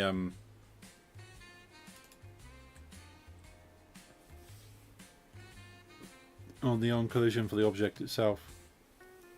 But yeah, things like sound is not something I put a lot of thought into, like the function of the sound. So I thought, well, I want that to work out the game mechanics. So okay, what happens? Like, how does it interact? How does the player interact? And I've completely neglected the sound. So there's so much scope for me to play around with the way the sound works.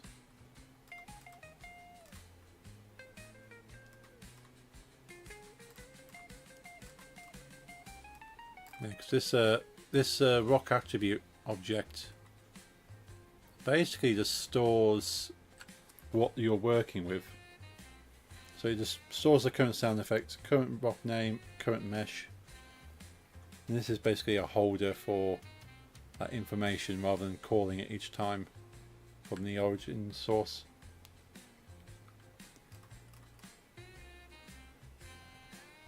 Yeah, and this whole process here could certainly be cleaned up.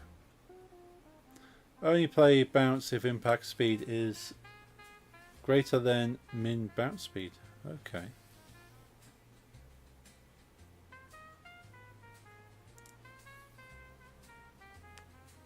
Okay, yeah. So if it's a tiny bounce, it's not going to play it. But if it's enough of an impact, that makes sense.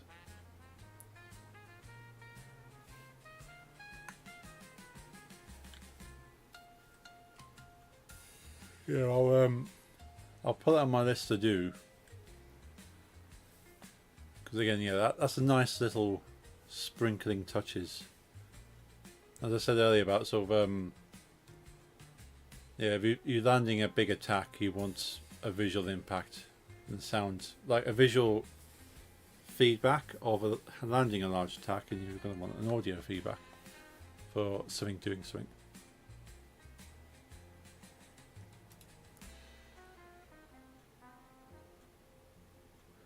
You can even modify volume too, so sound is louder if faster, but yeah, it's polished element, yeah. So all these cool things that you don't think about as a game, sort of a gamer, someone who plays the games. Actually, there's a lot of calculations going on to make this game immersive for me. And as an early, starting off as a game dev, an indie game dev, you don't necessarily think of those elements that come together to make that experience. And release this in 1 month. I can certainly put a demo out. But yeah, I did want to start Moongate Mage properly from January. But, so I need to certainly hurry up with it. I can at least release like a version 1. And go, okay, it's out there, it will be improved over time. Or maybe I'll even release a version 0.8 or something. Yeah, totally, sound is especially underrated, definitely. Yeah, there's a lot of elements that kind of get underrated, like lighting in games. Like you can completely change the feel of something with different lighting. But it's just little elements that in day-to-day life you don't notice the way the light interacts with something. You don't notice the way the sounds kind of interact, and it's just there and your brain picks up on it, but you don't notice it sort of consciously. And you have to consciously be aware of that to put it into a game. Or even film. If you're making film, it's still the same principle. You have to think about things that people don't think about. It's between -1 and -3 around here the last couple of days. Yes, it was -3 this morning. And yeah, it's supposed to be getting warmer tomorrow, thankfully. But yeah, I've had to defrost the car for the past 2 days. Oh, definitely, and people can often tell when it's wrong, but not so why. Yeah, that's the hard thing. Something is off about this. I don't know why it feels off, but it's just not feeling right. But yeah, those with a keen eye or keen ear would go, ah, it's missing that. Like a simple thing, like when you hit a tree, maybe I could animate some birds flying out of it, like a little tweet or something, tweeting sounds or background sounds, general sound effects of like sort of atmospheric stuff going on that just makes it feel more of a natural world as opposed to just a puzzle made to look like a setting. But again, this is all like environmental feel and stuff.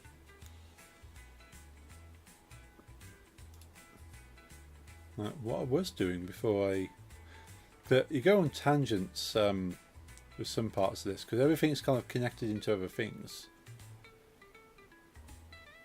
which is why I'm trying to avoid spaghettifying stuff.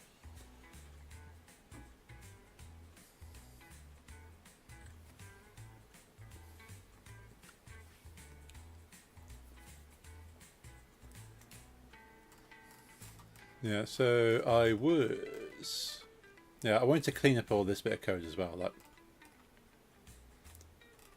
you can see a pattern here, which could easily be changed out for an array. Or 2 arrays. There's 2 arrays that would happen here. 1 array for these, and then 1 array for in status, which status is projectile lock status. So I change both that and that into an array. Then this simplifies, and all of these functions can be simplified into one function.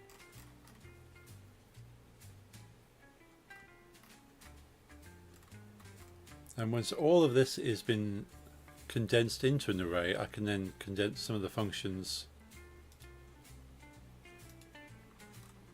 Like this looping function here I wouldn't have to loop, because I would just call projectile followed by its number and not have to loop them finding their names. So again, it made sense to find the name of the projectile and then reference it.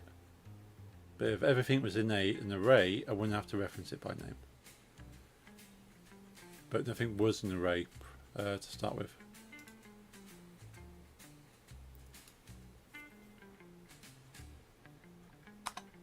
So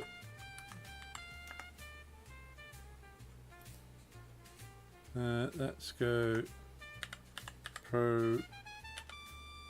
projectile button.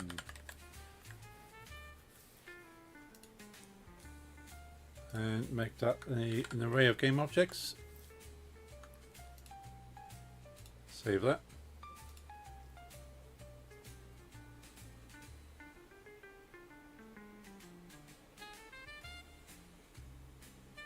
So we now have an array down there. If I open up the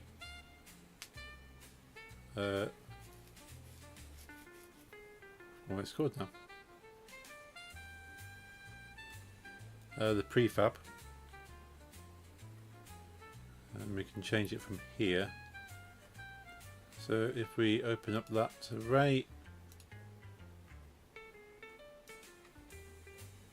and put these game objects in, that's 3, 4, 5, 6, 7, 8.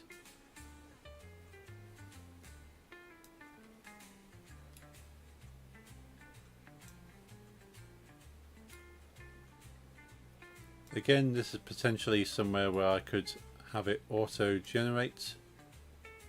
Like these buttons are an object that it just kind of spawns in, works out the grid, and if I have 8 buttons, 16 buttons, 20 buttons, it just works out where they need to go. But that's a stage further down the line.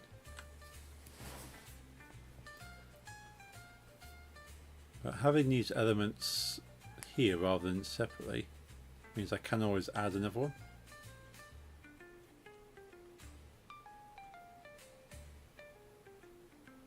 And I wouldn't need to change the code in theory if I do it properly. So now go back to that, they're in there. So because those have got elements in, go to that code. So this should now contain everything in those ones. So that must mean then if I go that, and rather than P1,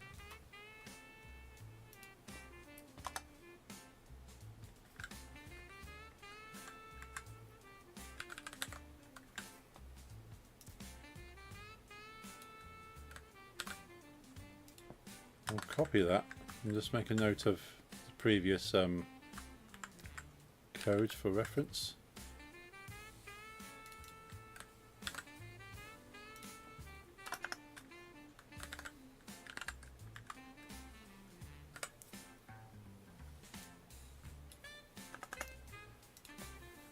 Cool shortcut for that kind of thing is hit the lock in top of right of the inspector.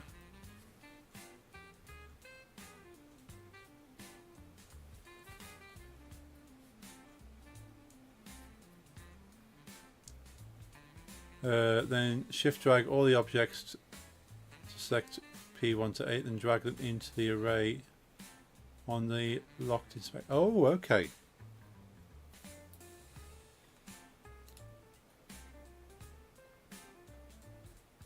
Okay.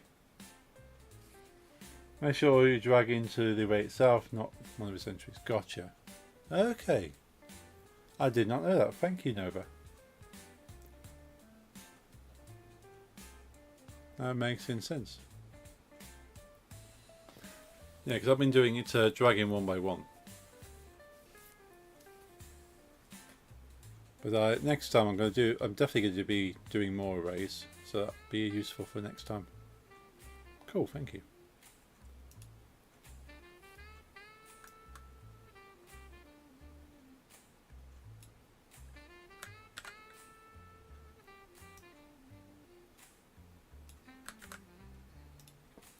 So again, this is a long-winded way of doing it, but we do it this way.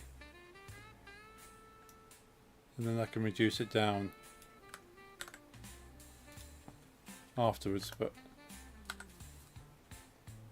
in theory I can just change this one line on each section here, test it, guarantee it's going to work, then move on to converting the next stage.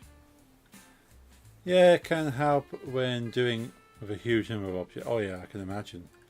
If it's a couple of objects, it's not going to be too bad manually dragging each one. You have a lot of objects. Again, this is where good practice makes a difference at this stage, and learning techniques. You go, well, it seems like a lot of work to do something that isn't beneficial on such a small project. But if you get into the habit of doing it on a small project and learning how to do it on a small project, when you get to doing a large project, it's just second nature. And that's something that I remember being taught in college for software development, is that one or two people kind of like said, well, why are we going through all these extra stages for something that is so simple to do the quick and dirty way?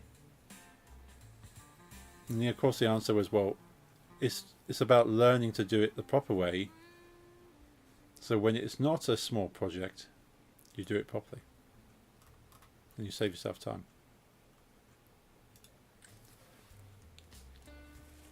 But there's no harm in learning the quick and dirty way to do stuff, and then you realise why it's better to do it the proper way.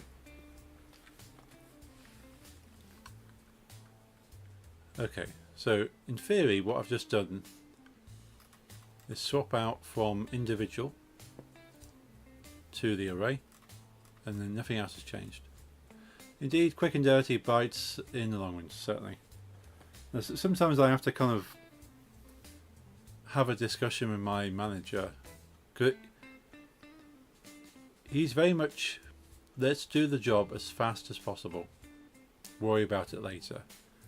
And the problem being, we don't go back to correct it later, we end up panicking and worrying about doing it quick and then having to try and fix it. So I do tend to worry about it now, he tends to worry about it later. But then we have a discussion, he usually agrees. Classic manager, yeah. Like he can code, and he understands the code, but he's also the one who's got the pressure for time frames, and I understand that as well. So we find a compromise. Like, how can we do this quickly, but not too dirty, that we can still go back and improve, and make sure we have the time to improve it. But I know there never will be time to improve it, because we've always got something else to do.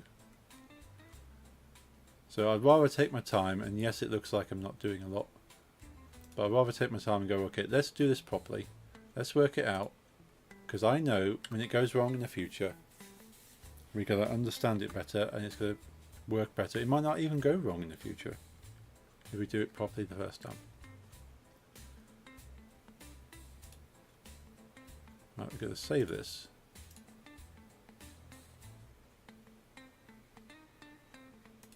And we'll test the projectile screen.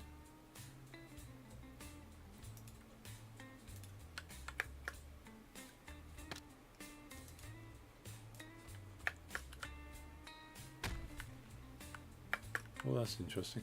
I think the alignment on the pumpkin's a little bit off. So one thing I've not tested is oh, panda's not loading panda. Loading a rock. Chicken. There's rock. Dumbbells. Dumbbells. Okay, dumbbells not aligned properly.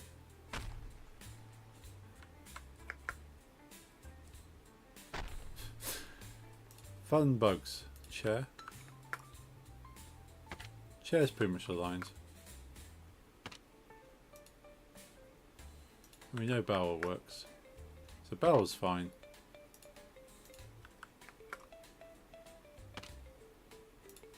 And then we've got default lock.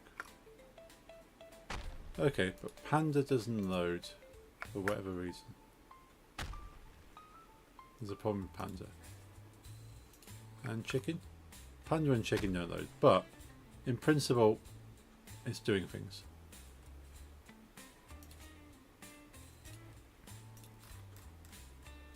So we can now lose those.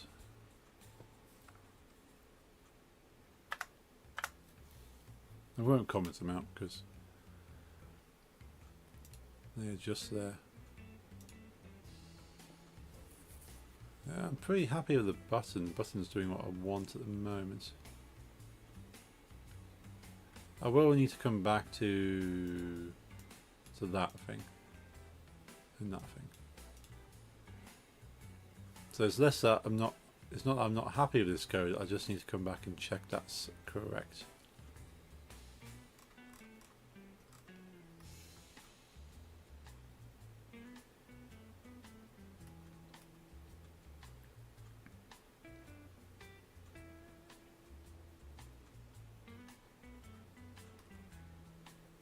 So this is setting if it's locked or unlocked. Set button image. So if we go to projectile, notice if we untick these, it should only show the ones I've ticked.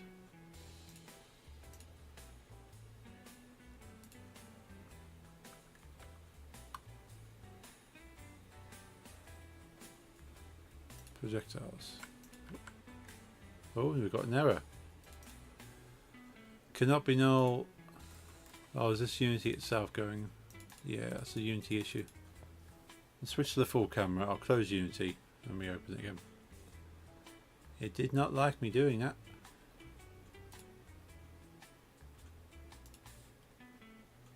Right, let's close Unity.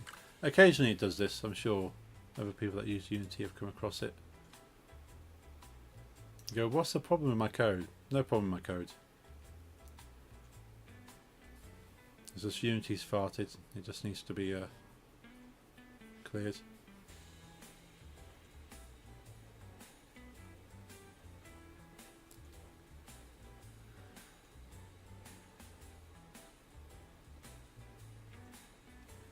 Okay, back over to the screen.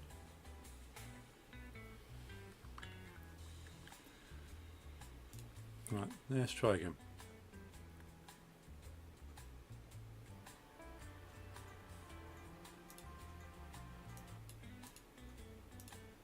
Cool. Projectiles are grayed out or silhouetted out.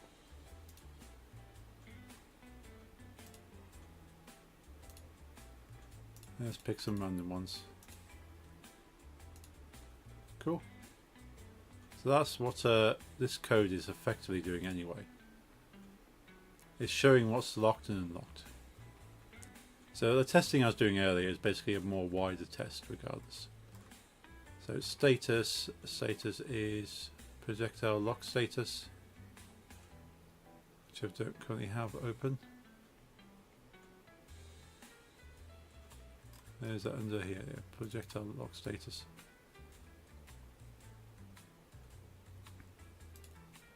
So we can change this one for now. Do I want to make it private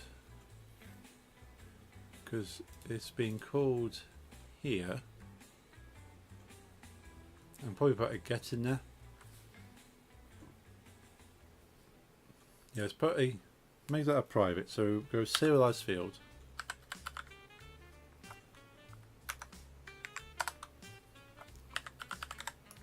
Private dual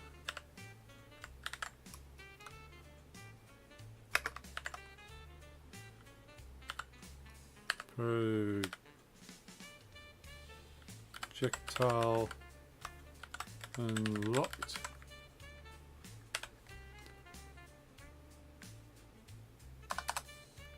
And we'll go public function, public bool,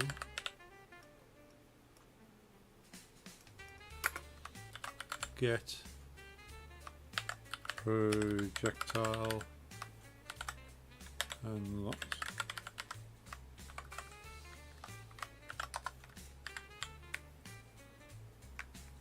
And there'll be int,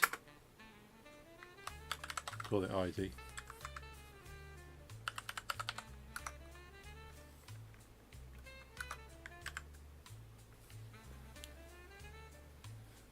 Okay.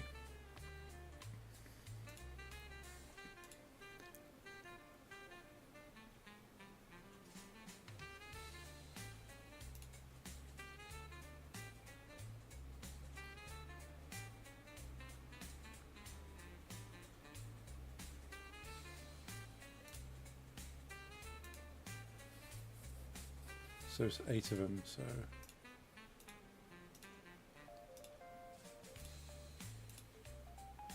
cool, that's 8, and 0 is going to be unlocked by default.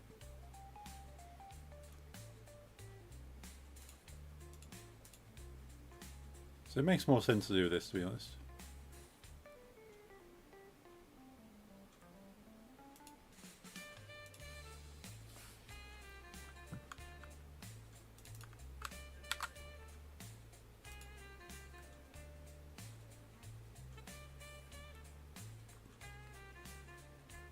And that's going to be in here.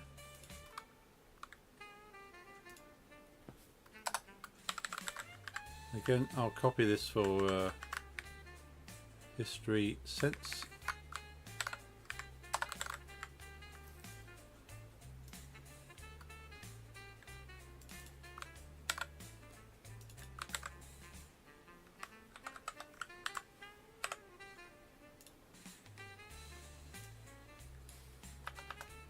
So you can start to see where we can condense this now.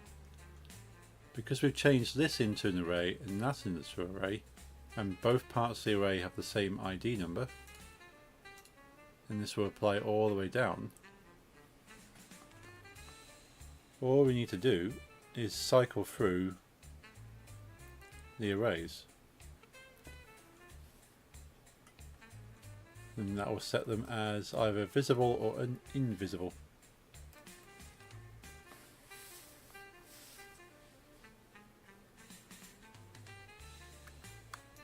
So what I'll do, just to keep it clean for myself, I'll do that to a for loop.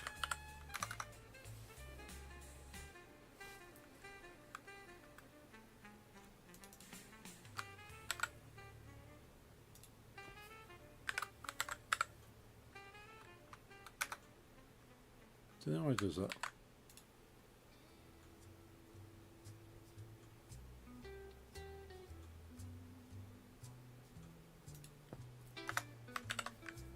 There you go.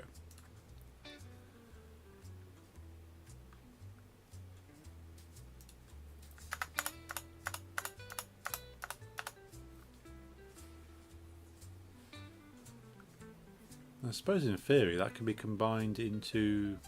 Could that be combined into one line? Let me do that.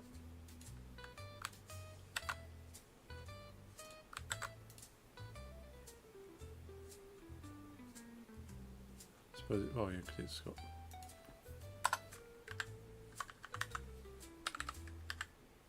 Yeah, it would. Okay, so we can make it even less of a...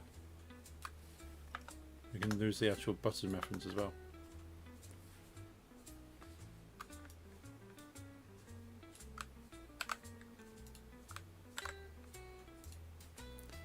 And rather than 0 now, we just whack that as an I. Go along here, whack that as an I as well. And we basically lose all of that.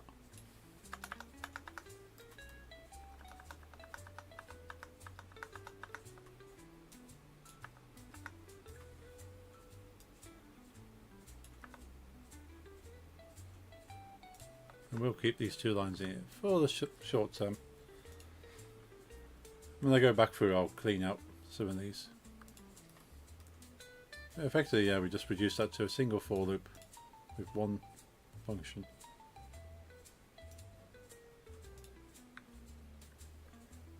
Now, you could have a potential issue if these two arrays don't have the same amount of things on there, but then you'd have that issue anyway.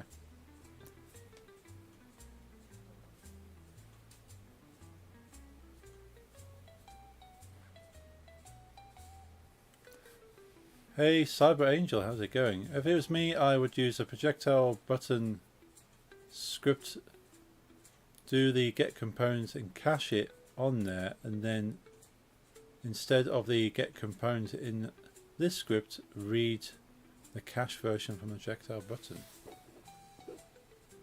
Okay.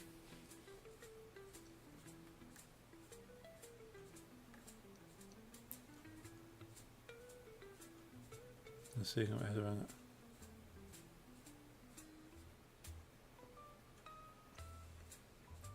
So you grab the projectile button, do the get component and cache it. So actually do what I did before, cache it as an object and then run it on the object.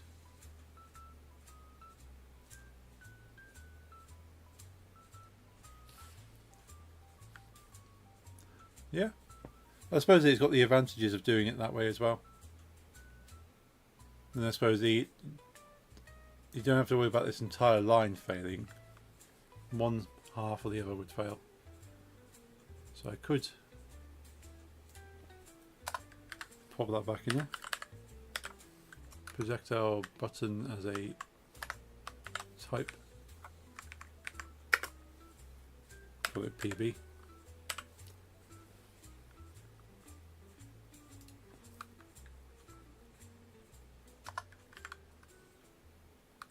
Go PB.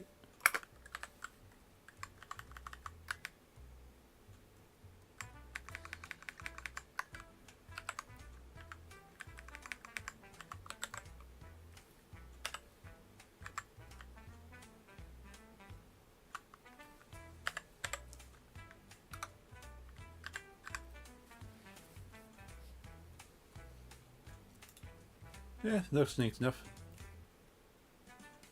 So yeah, it could either fail on that or fail on that. Then we're not kind of failing the whole line.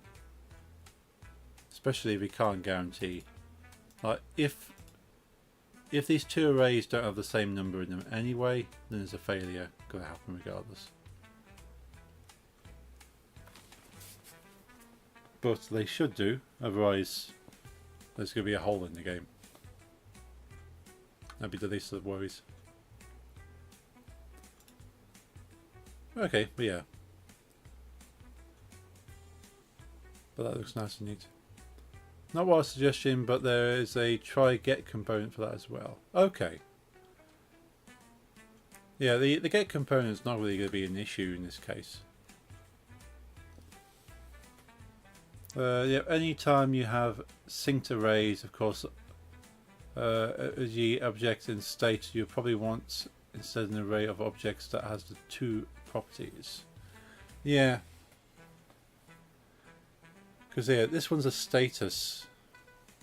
Although I could probably store it in the button, because the button is... Where's the button? Oh, wait, let's recompile.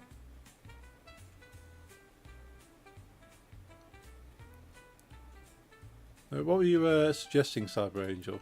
I might have missed completely. Because projectile button, let's save that. Projectile button is this script here, and this is applied to multiple buttons.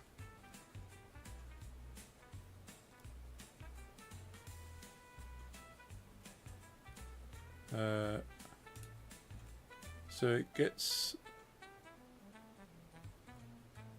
or you,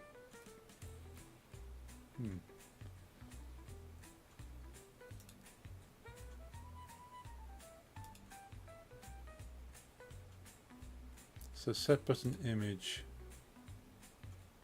So we're setting the button image for the object this script is attached to. We're passing a boolean. Well, project button is a script, right? So on that script, do the get components, store it there. This way the script is responsible for its own things.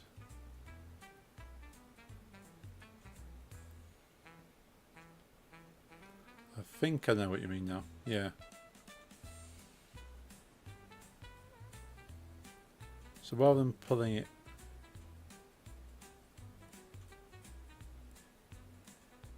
so you pass the status.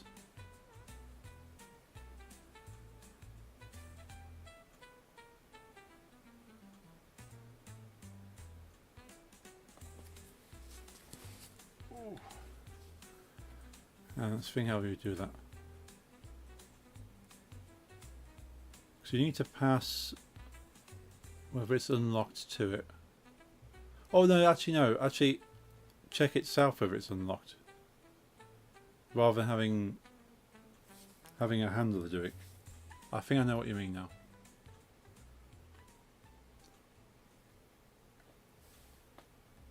Doing it this way means you're following solid as well. Those things then become responsible for themselves. Nothing cares about. Yes, single responsibility. I know what you mean now. Yes, I've tried to do that on a few other things. Yeah, so rather than kind of looping it around, when it's called now, because this status can change.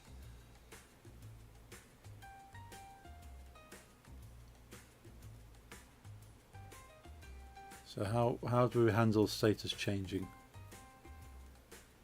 without doing a check? I suppose you only really call the check. But each button would have to reference the. Or do you actually no? The status would actually be on the button itself. The status wouldn't be stored centrally. This would make sense, yeah. So you have a status in here.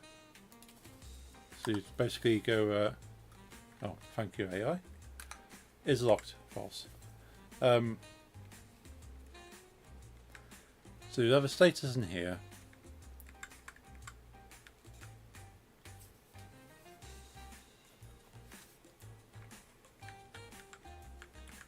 Probably have to change the logic one way or the other. Button should not know anything about anything else but what it needs to do. True.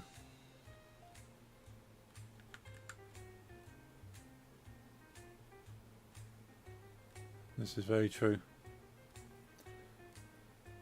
Just thinking how the codes work at the moment. When you do something in the game, let's save that for the moment. So doing something in the environment,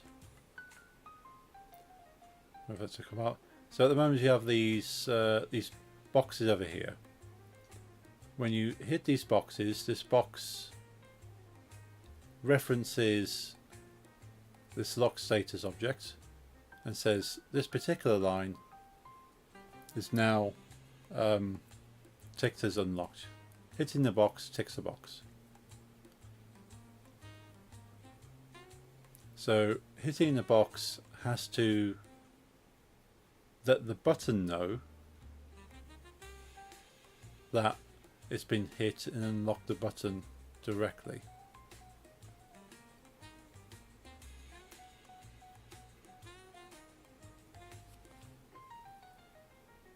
Or does the button still have to look at the central listing? Because I don't want to have the environment talk to the buttons directly. Or the buttons referencing the environment. Something's going to have to hold a status.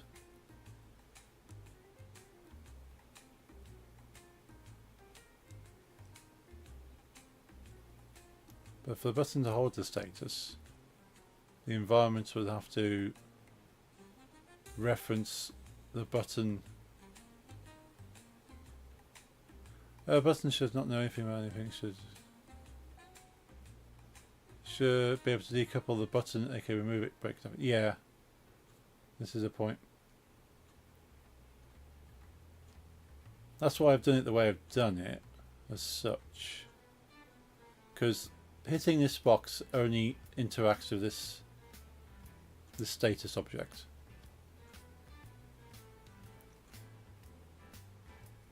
And as it is at the moment, the menu interacts with the status. So I could delete this entire level and the buttons won't have any references to worry about. And likewise I can remove the buttons and the environment doesn't have anything to worry about. However, yeah, the unlock manager should probably tell the button. Yeah, that's kind of what I was going for with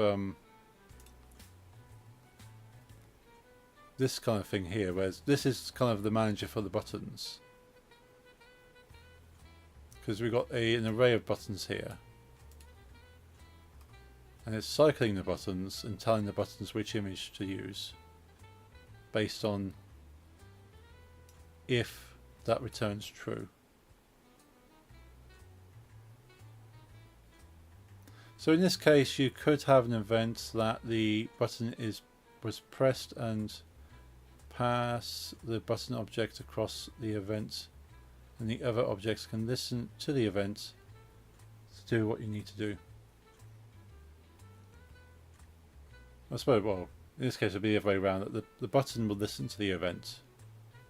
Because the button's already doing something else. So pushing the button is already calling code anyway. And that's separate. This is to determine which image the button is using. And depending on the status, it either uses a silhouette or the coloured image. So I suppose the button would have to listen to an event to say you're now active. Don't show the silhouette, show the full colour image.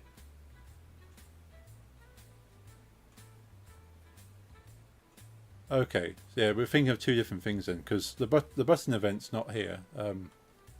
That's a separate bit of code.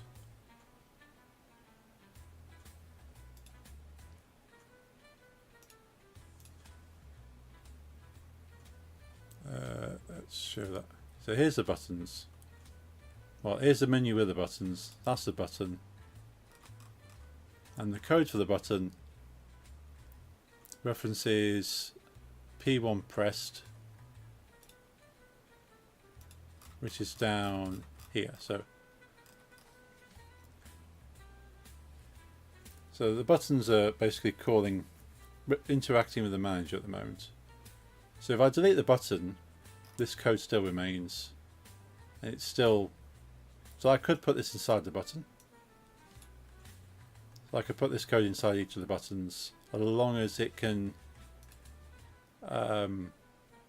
reference which button it is when it calls that function.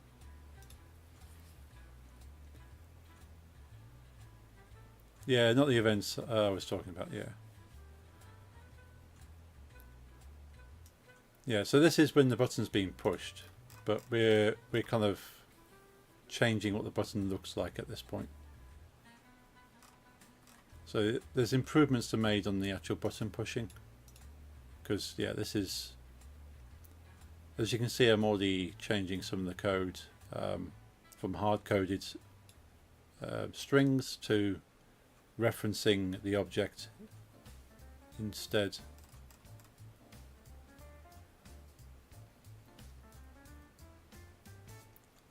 But I could, it's going to be harder to have the button determine what image it's supposed to be using. Having the manager do it, especially as it's an array of buttons, it doesn't, if there's no buttons, it doesn't do this code. So I could delete the button from the array and that button just doesn't get acted upon. So this does detach it, doing it this way.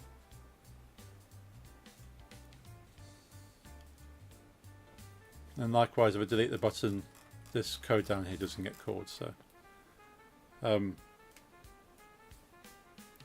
So I'm pretty confident about the button not having an effect, being there or not, and I would like to expand the process so I can add and remove buttons without having to add or remove code. At the moment this is a bit clunky, having a separate function per button. So I'd rather move that inside the button and have the button doing the call as you recommended.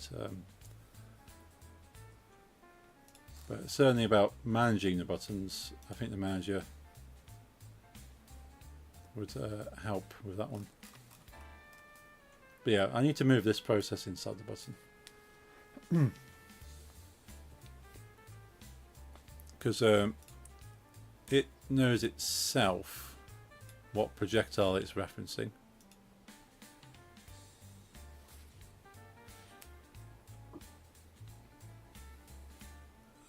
So all it has to do is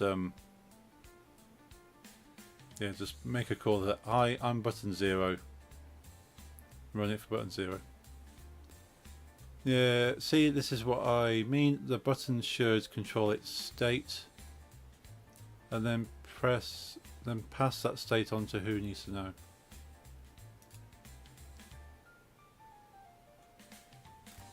Button needs to know its state. The only thing that needs to know its state is itself. Because if it is deactivated, the button doesn't do anything. But if it's active, the button does something.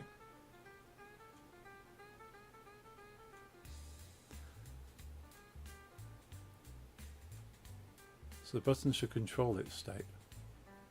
But then we get back to the environment changes the state of the button.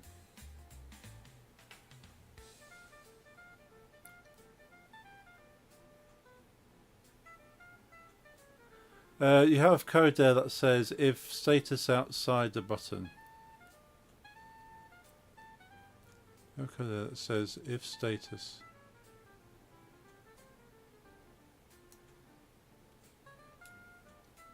Yeah, so we've got set button image. So are you suggesting the button should have a loop, have a void update that's constantly checking to see the status has changed?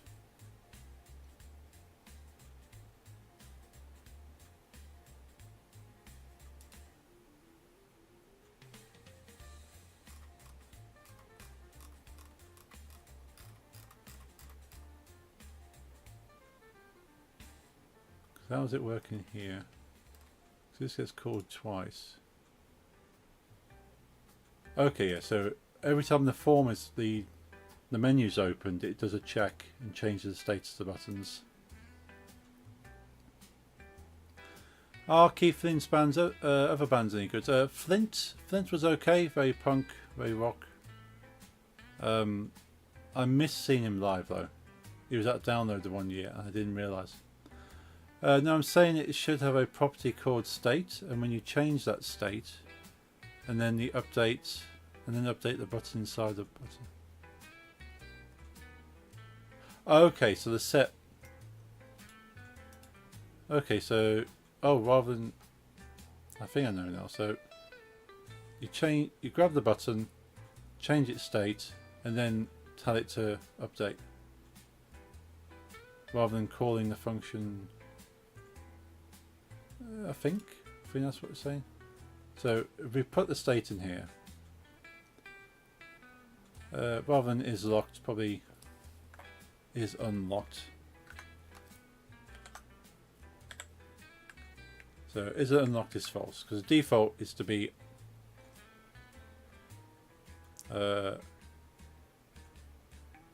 unlocked, false, is locked. Yeah, so by default it's locked. So false is a default. It is not unlocked. So we should have a function that doesn't require a parameter. So we could have a set button image that just reads that rather than gets past the parameter, basically. So we're moving passing the parameter to reading the parameter, and we have a separate function that sets the boolean. But ultimately this function still gets called. It's just reading it from here rather than here. If you use a property, you can fire the set. If you use a property, you can fire the set button image. It's been ages since I've used properties. Need to brush up on properties in C#.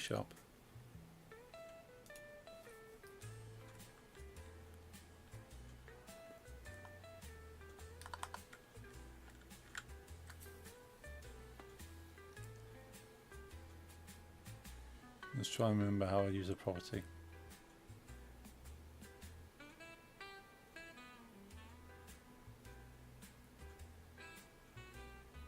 Might have to Google that one. Yeah, it's probably about 4 years ago I did C#, and we did properties back then. C# properties.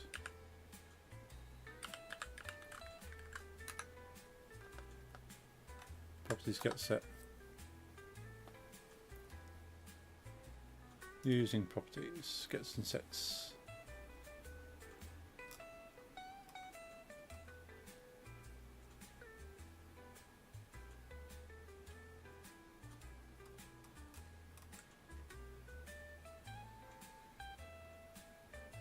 Going to sleep? Okie dokie. I'll speak to you next time. Be back on Monday. So I hope you have a good rest.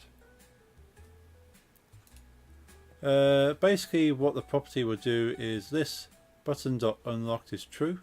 When the property itself, then the property itself can fire the button image when you reduce the worker. Okay. That's pretty cool. Yeah, I need to brush up on that, Cyber Angel. My knowledge on that is a little bit rusty, which is probably why I've written it like this anyway. So yeah, you just end up one call.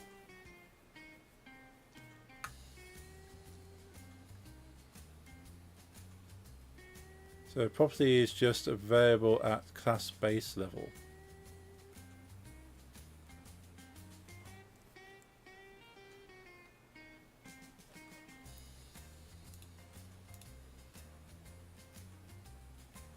Public int get sets. Okay, and it runs. Oh, you got the get sets. Yeah, I'm just reading up the Microsoft. Yeah, this is feeling familiar now. So this public bool here, you basically have the function inside of that.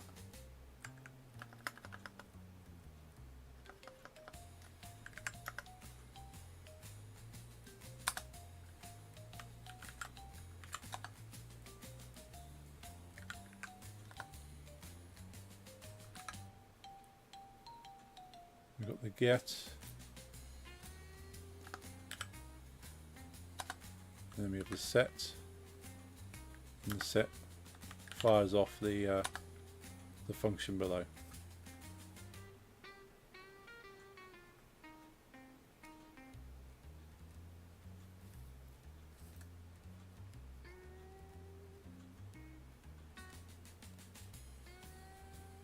Feature keyword field. So not happy about it, because we're not actually.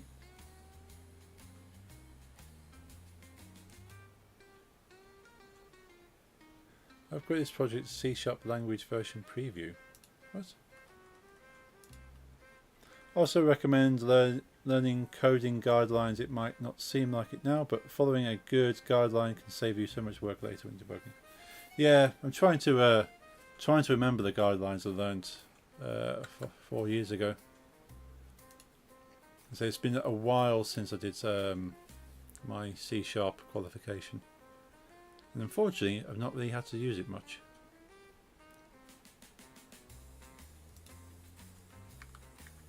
I'll change that name because it doesn't like that.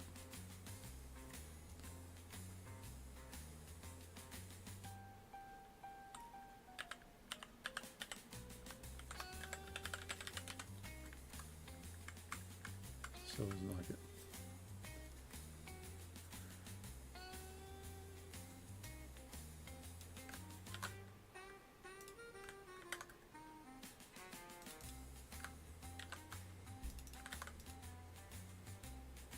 So it should be something along those lines.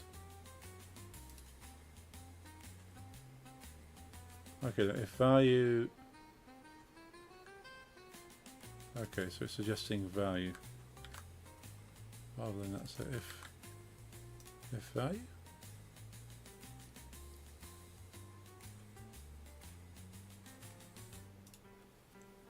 If value instead. I'm confused why it's not liking that.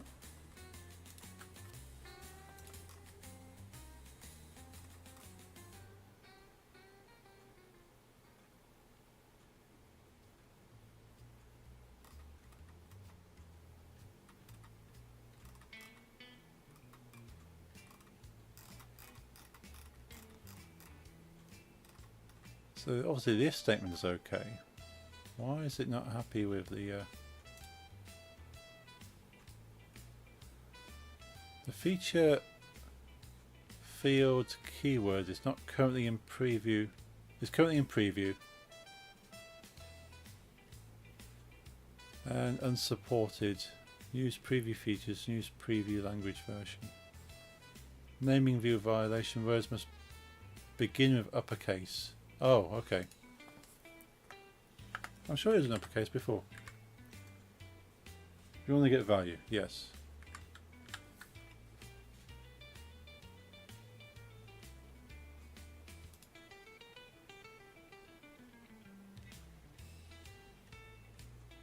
Okay, so that's not helping me at all.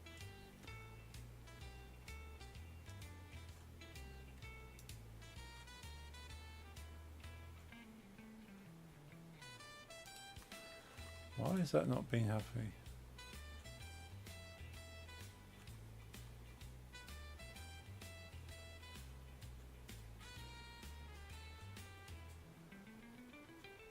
Yeah, so it's happy that we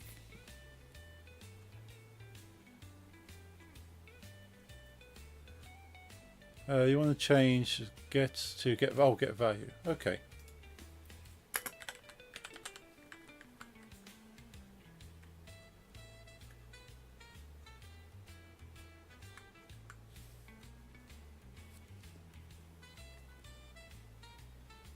Why is it not happy with that? Or is expected. Okay. You need to, but the curly brackets are there as well. Everything goes to Copilot.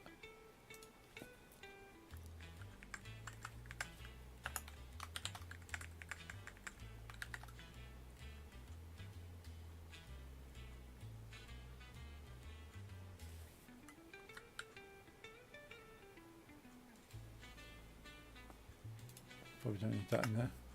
Yes, no.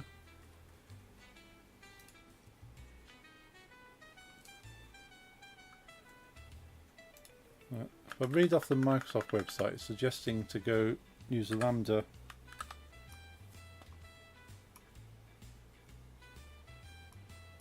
to pull off a another value instead.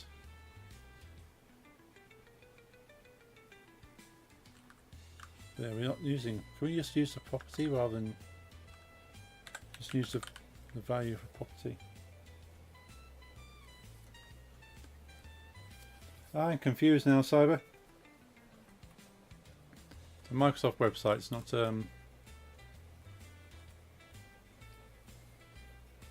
helping me much at all.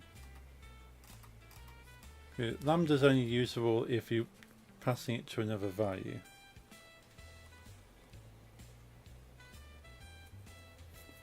That's only if you do not want to set. As well. Okay.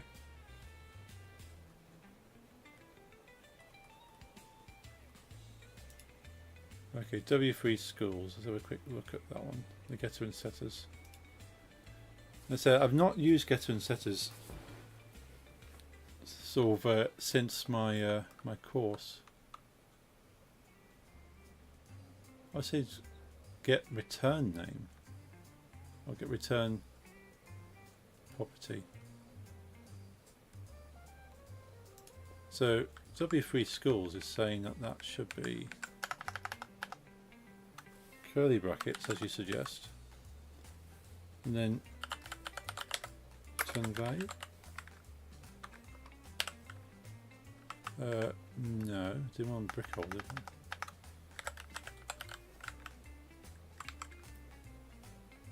we? Or return, return. Ah, there we go. Yeah, get return name, cool, yeah.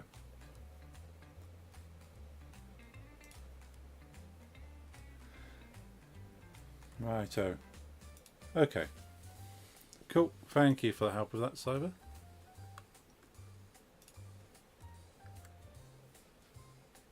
So say now if I set that value, it will then run the code, which makes more sense.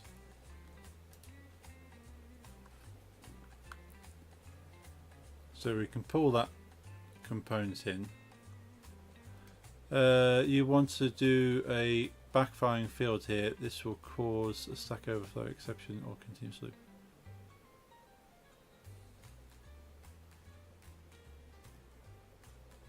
Class person, private string name, public fields string name, property get set return name.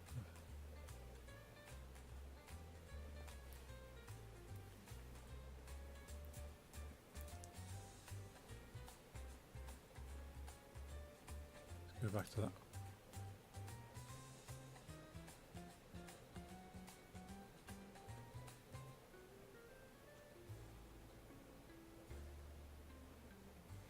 Public string name.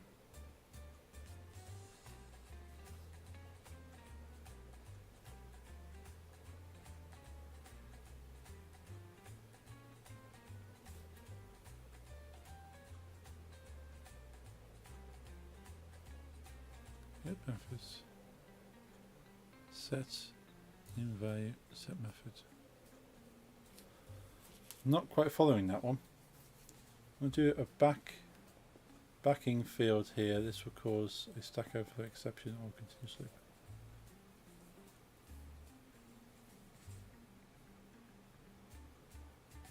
So before the property add private bool is locked.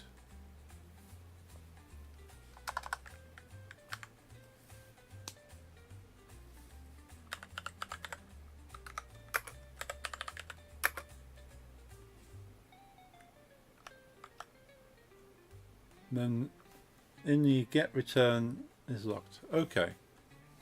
Okay, so you're not storing it in the property, you're storing it separately to the property. That makes sense. We'll go keep the name unlocked.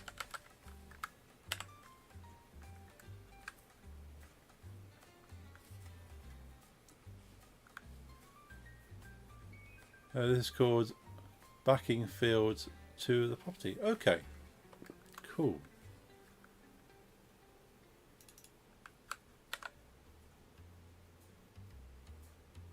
And then get return, so you're returning that rather than the property.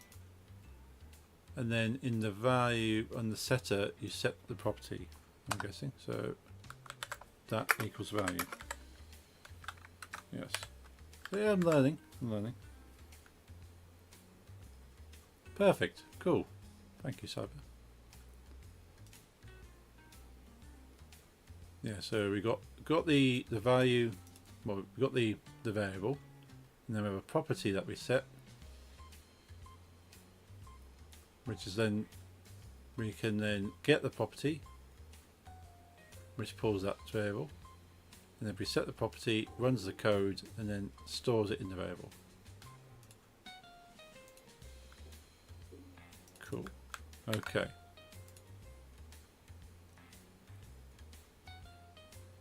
So where we're storing the property in there now and setting that, it's translating this now. So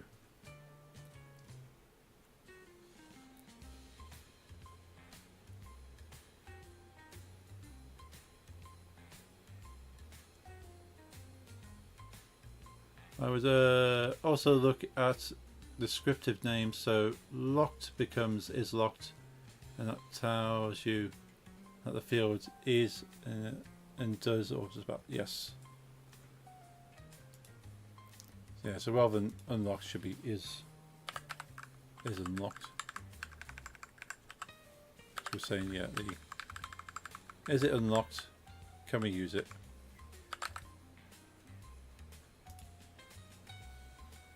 So is unlocked, use unlocked. Nice, I think I also get getter setters just a little bit more now too. Good. Everybody's learning. Yeah, it's I vaguely remember doing this. But because I've never really had a project that's required getter setters to this extent, and I've never experienced the benefit of them, I've just not used them since then. But now, understanding this a bit more, I can use this more day to day. Because unfortunately most of my day job is working with Visual Basic rather than C#. And getter setters sort of aren't as well, certainly in the work I've done, it's not used as much.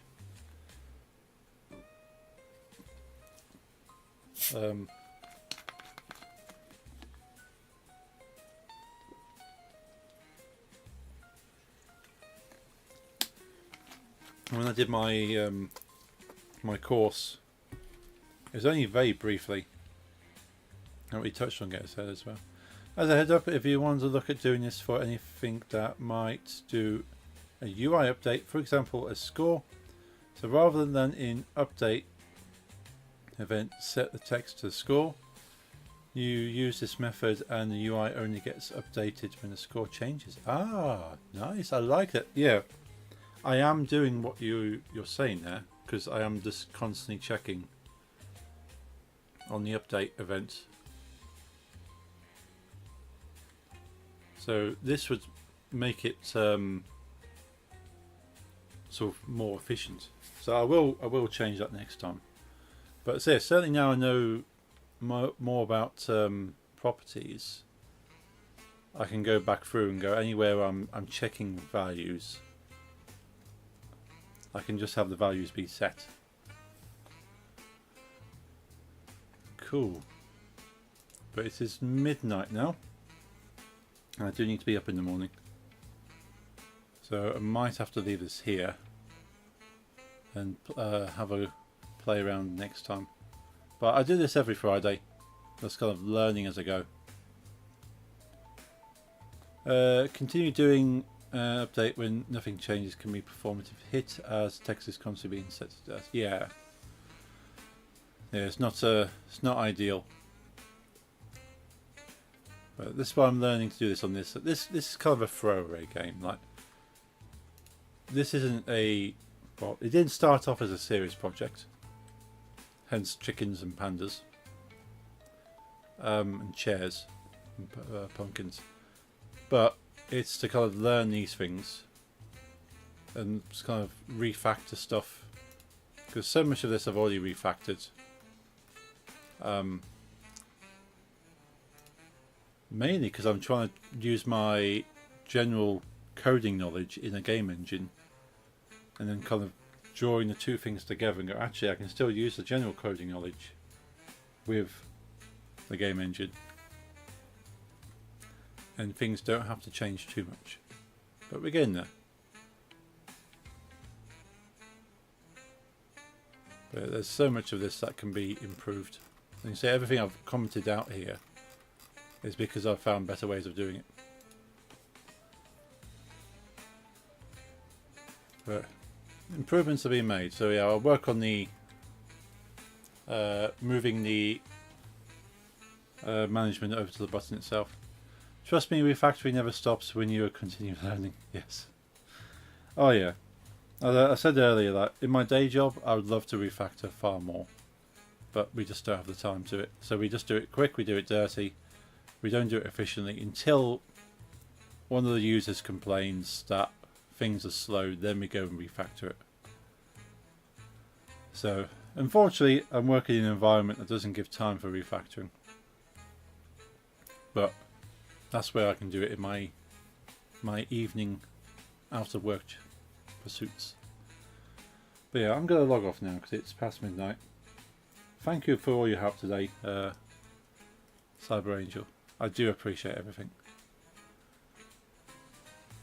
And I do pray anyone that's given. There's loads of people that give me help on this channel. Like I basically only started streaming this because I thought, well, I usually stream doing stuff on a Friday. Let's stream doing something that I can benefit from, and not just playing the game or something. You're welcome. Thank you. Learning, yeah, learning goes on forever. Learning projects too, potentially, yeah.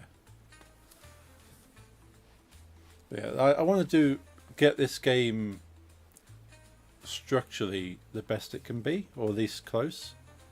So when I move on to my actual planned project that I know where I'm going with before I go too far with the actual coding, I can then look, okay, what's going to be best to use to achieve this, and go, this would be a better method to use than that. This would be a better method. Oh, I did something very similar in this one. I can see using a property benefited that function. So yeah, it's all adding to the benefit of future stuff. But I'm going to log off now and say I do this every Friday at 9 PM ish on a Friday for UK time. And we do other fun things during the week. We play Minecraft on Mondays and Blender, learning Blender on Wednesdays. So trying to get our head around Blender on a Wednesday and then Unity on a Friday. How about a hug? That's the best kind of magic. It's lots to learn. Hey, thank you for that follow on Twitch. Much appreciate it. That pops up because we get so many bots. Good. Hey, would you like to buy some emotes? No. No, I don't care. If I want emotes, I know how to use Photoshop. I'm good. But thank you very much for your follow, Cyber Angel, and thank you for the help and being not persistent. But yeah, it's supposed to be persistent with me. Being understanding, being patient. That's the word I think of. Because yeah, it's hard to kind of get my head around certain things, and you're patient enough to guide me. So I do appreciate that, and everyone else who helps as well. You're all awesome people. I'm going to switch over to my full camera. Do a full sign off because I'm tired now, and yeah, I need to be up early to get my car sorted. But I hope you have a good night, however much night you have left of your Friday. Enjoy your weekend. I'll be back on Monday doing some pixel art in Minecraft. Currently making Pokemon pixel art, which is nice and relaxing, especially on a Monday. It's what you need. But until then, have a good night, enjoy your weekend, and see you all on Monday for Minecraft goodness. Have a good night.